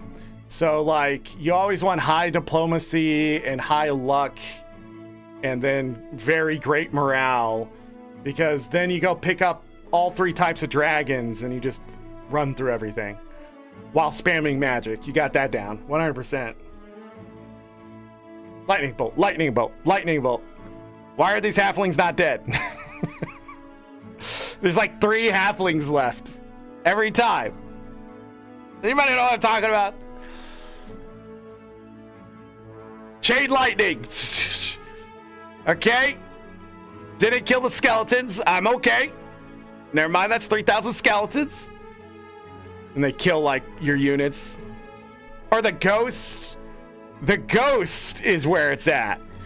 As long as they don't get hit by magic, you just walk up and you hit a bunch of like halflings or whatever, and then you have like 1,000 ghosts in the early game, and it's great. But convincing them to join you is the problem. Then also the AI in Heroes of Might and Magic 3 really loves to take your stuff. It'll go around your unit to just grab the mine or whatever. And so you have to go back and hit the mines and stuff, kill the unit if you can, and then go. Like, it's so annoying. In Heroes of Might and Magic 2, when they saw your heroes sitting there, they would not risk the sacrifice. If they couldn't beat them with the calculations, the AI hero would run away. It would get out of range. But like in Heroes of Might and Magic 3, they would just buy like 4 heroes and send them down with like no units just to take your mines, and it was so annoying. There's an editor with this? Yeah, that's full Heroes of Might and Magic right there.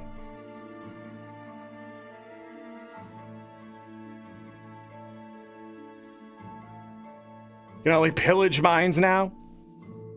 I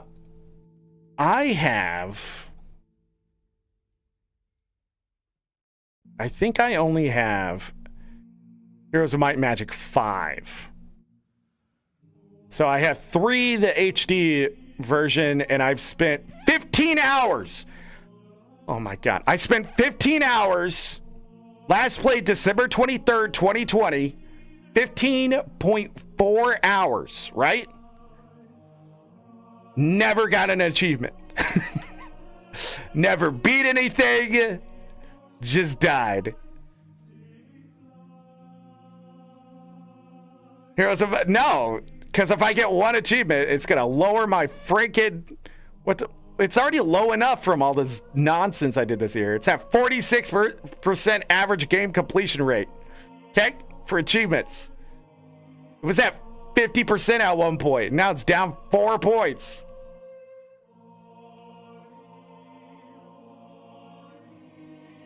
Making badges this year sucked. Got to level 79 though, and I can have 10 more friends. But I also have Heroes Might and Magic 5. I remember playing that. It says 2.6 hours. And I have some DLC here. But I don't know. I couldn't get into that, I don't think. That was years ago. Last played September 21st, 2011. Dang.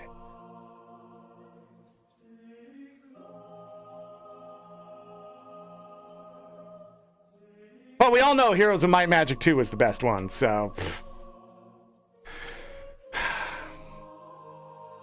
I don't know, maybe I just suck at these games now. 7 is probably my most enjoyed Heroes of Might and Magic, with 2 follow-up, then 3. 7's that good. Are you saying 7 is the best? Heroes of Might and Magic 7. $6? The reviews say mixed. Chaz, you must like some interesting video games. Why are they so mixed? What seems to be the issue here? When did 7 come out? 2015? Dang. Can't even play the game without multiple Ubisoft downloads, Connect Hub, data center, and another 3 gigabytes space for all the crap you need to just play. Removed it all from my system, will never play, I guess. The game installs a garbage launcher of trash Ubisoft company, and it does not work without it. The game cannot be... Oh, okay, I see the problem. It's not the game. Not the game. It's the company. Trial by Fire DLC works as a standalone game, but you can't get any achievements from the base game there. Also, there is no achievements for the new faction since it's not included in the base game. You can't use the Fortress faction in Heroes 7, so I don't know what devs expect from people to do. Are they okay? Jesus. 7 just diversified the heroes a bit more, which was fun. It's probably mixed because the Ubisoft servers suck for multiplayer. No, it just seems like, don't buy it on Steam. The game here needs Ubisoft Connect to launch, and Ubisoft Connect doesn't work. I tried to create a Ubisoft Connect account, but it just doesn't work. No account, no game. What a bad decision to have an external launcher, Ubisoft Connect, the player... Oh, okay, so maybe it is the servers? They're coming out with a new one this year?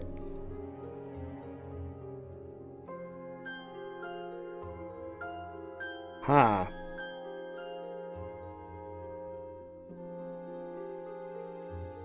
Is it on here?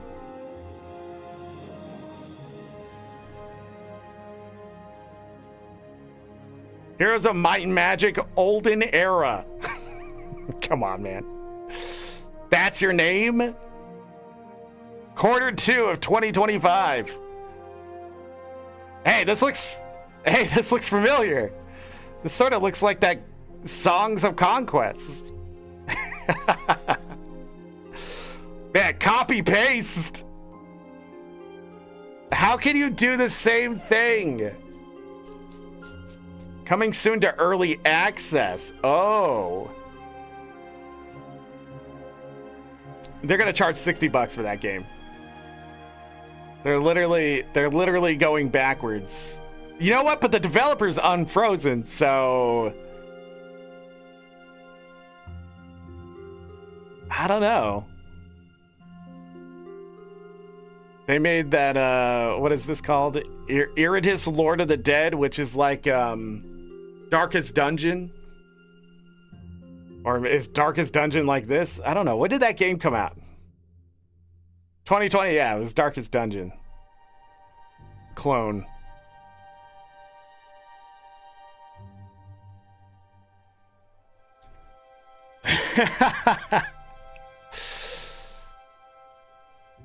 See, if I had money, I'd just be buying this stuff.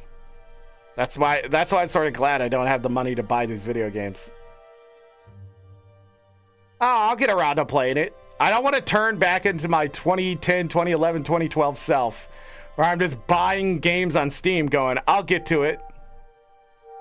And then play this one game I've already had for like 2 years for another 3.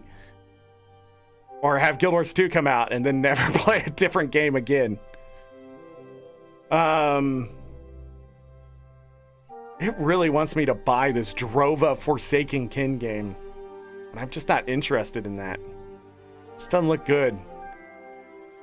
Factorio. A lot of people ask me to play that.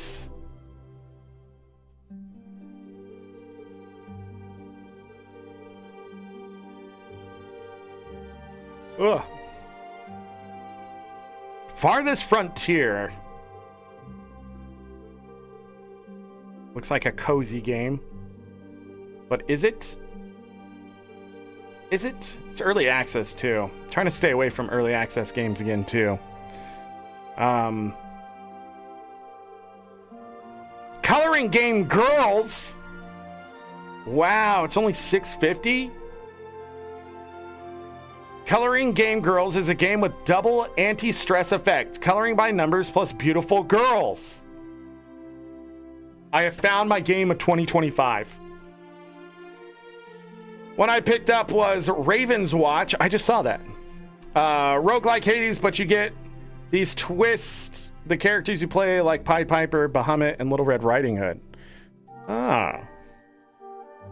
Where was that? It was right here. It's been suggested to me before because of Hades, I believe. Yeah, Raven's Watch right here.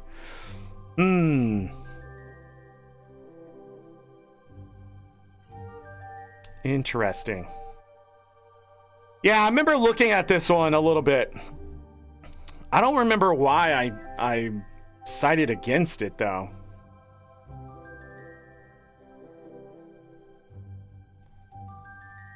I don't remember. It was pretty cheap, too. It was $25, right? Oh, there's DLC. Holy crap. Fairy Tale Skin Pack, Raven Skin Pack, Nightmare Skin Pack, Digital Art Book, Sound... Oh, so it's all optional. Okay, got it. Cool. Also, like Wizard of Legend 2. Never got into the Wizard of Legend game. I think I was able to play that as a demo or something, and I don't know. It would take a bit. There's the Frost Queen and a Mermaid. Got it for 10 when it was on sale. It's only 20% off now. It's 20 bucks. And then the bundle is $30 for the $48 worth of stuff. I don't know. Interesting. Don't forget, on the Discord, I also still have that channel open for any requested or suggested games. You can always put that stuff in there because I'll take a look. If you ever see the thinking emoji, that means I took a look. Or at least I'm going to right in that moment. If I say something else like I already played that or whatever, or I'll be coming back to it because it's already on the list, I usually say that there too if you suggest something. So you can always put stuff there that you find that you think I might find interesting or you found interesting. It really doesn't matter why you find it interesting, because, you know, I'm always looking for something that catches my attention. Aladdin was the character you couldn't remember. Aladdin, Mermaid, Frost Queen, Bahamut, Little Red Riding Hood, Pied Piper. I'm still watching this stuff. Wukong! Okay, this is over.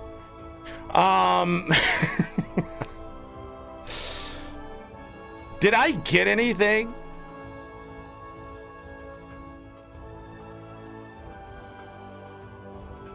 Show finalists. Winner. You get anything for picking one of the winners? This is dumb. Oh, I'm losing frames again. Okay, everybody. We've gone for 3 hours and 37 minutes. Carmilla is the last one. Interesting. I think we're going to go ahead and call it here for today. Tomorrow we'll be in Blossom Tales, the Sleeping King, for their first game of 2025. I really do hope everybody has a fun New Year's Eve and a good start to their 2025. If you missed the show earlier, it should be pretty easy to go back and forth earlier in the timeline and see me talk about that stuff. We've sort of just been talking here for like an hour and a half. Which is okay. And I've dropped 2,078 frames today. I'll have to figure out what's going to happen with my internet. That's going to be my biggest bottleneck for doing things when it comes to like having steady streams. Like I had to close Discord. I had to close Discord because like the bottleneck. Whatever information is going through is taking enough, and it's been constant the last few months. Like I've always had issues with the internet, but whatever's happening now is just too much for it to handle, and I'm pretty sure it's just a lot of information in, not enough is able to get back out. And a streamer like me, I guess, is just an exception to what they're looking for. So I'll probably have to find a different place to live. And to be honest, my wife and I, we don't really want to live here with how much it costs. But again, the cost of other areas is really expensive. So we're looking further out than we have previously because she's willing to drive further if we can find a cheaper place. Or at least a place that's better but same price, if that makes sense. But yeah, I don't know. We'll see about that this year too. So if that does happen, if we do figure out something and I end up having to move or whatever, that could take some time away. But for the most part, this year I'm focused a lot on outside stuff besides streaming, but we're going to go through a bunch of games, a lot of RPGs. Guild Wars 2, of course, as an ArenaNet partner, that's going to be coming back. I believe it's already going to be coming back in like very shortly. Next week? Yeah, a week from today. Pretty sure. Because that's when the Icebrood Saga stuff hits. There's not going to be a lot of gap. As much gap too, because I'll be talking about goals and stuff next week. Wow, my stomach doesn't feel good for some reason. But Midian, thank you for being my mod today. Any other mods lurking in chat, I appreciate you as always. Thank you for thank you everyone who came in here and was chatting it up and stuff like that.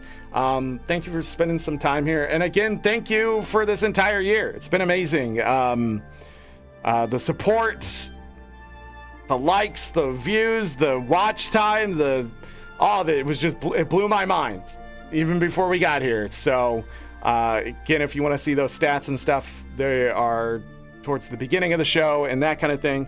Other than that, I'm going to call it good. I'm going to go feed my dogs and then get into Guild Wars 2, more than likely, because Winter's Day is still going on.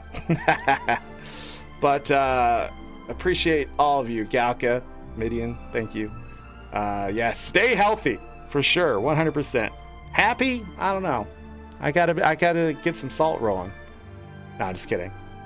Definitely stay happy. Staying happy keeps you healthy.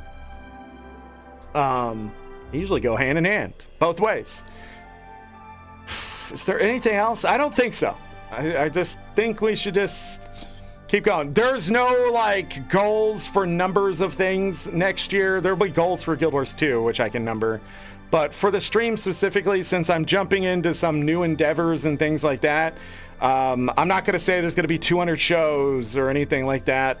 I'm not going to care about watch time and stuff as much. or anything like that. I will tell you, I will try to stream at least 4 times a week. My goal is 15 shows a month at least, which is 180 shows a year, which, again, putting a number to it, I believe, right? 12 times 15 is 180? No. No. That's not what I was... that's not how this works. Yeah, it's 180. So 15 shows means there's about 4 weeks to a month, right? So 3 to 4 shows a week. But I try to aim for 4 still. So yes, Happy New Year. Yeah, I'll be a whole different person tomorrow. That's how it works, right? So 2025. Year of RPG and continued health. I haven't called it the year of anything besides the RPG yet. This was the year of I don't care, but it ended up being I care a lot. I know, I haven't come up with what 2025 my prediction for 2025 really is going to be the year of hold your breath and wait type of thing. I think that's what it's going to be.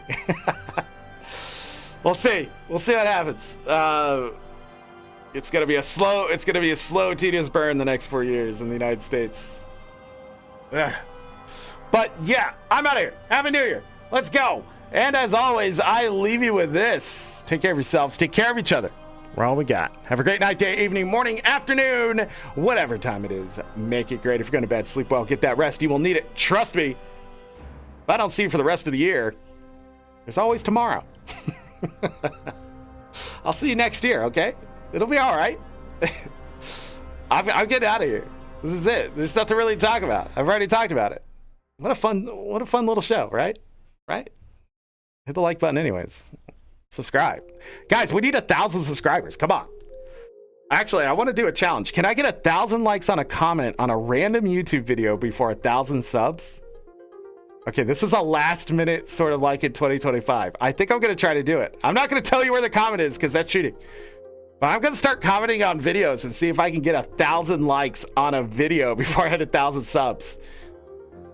Yes. I will be depressed if it actually happens. Now I think about it. Anyways, I'm out of here. Bye, everyone.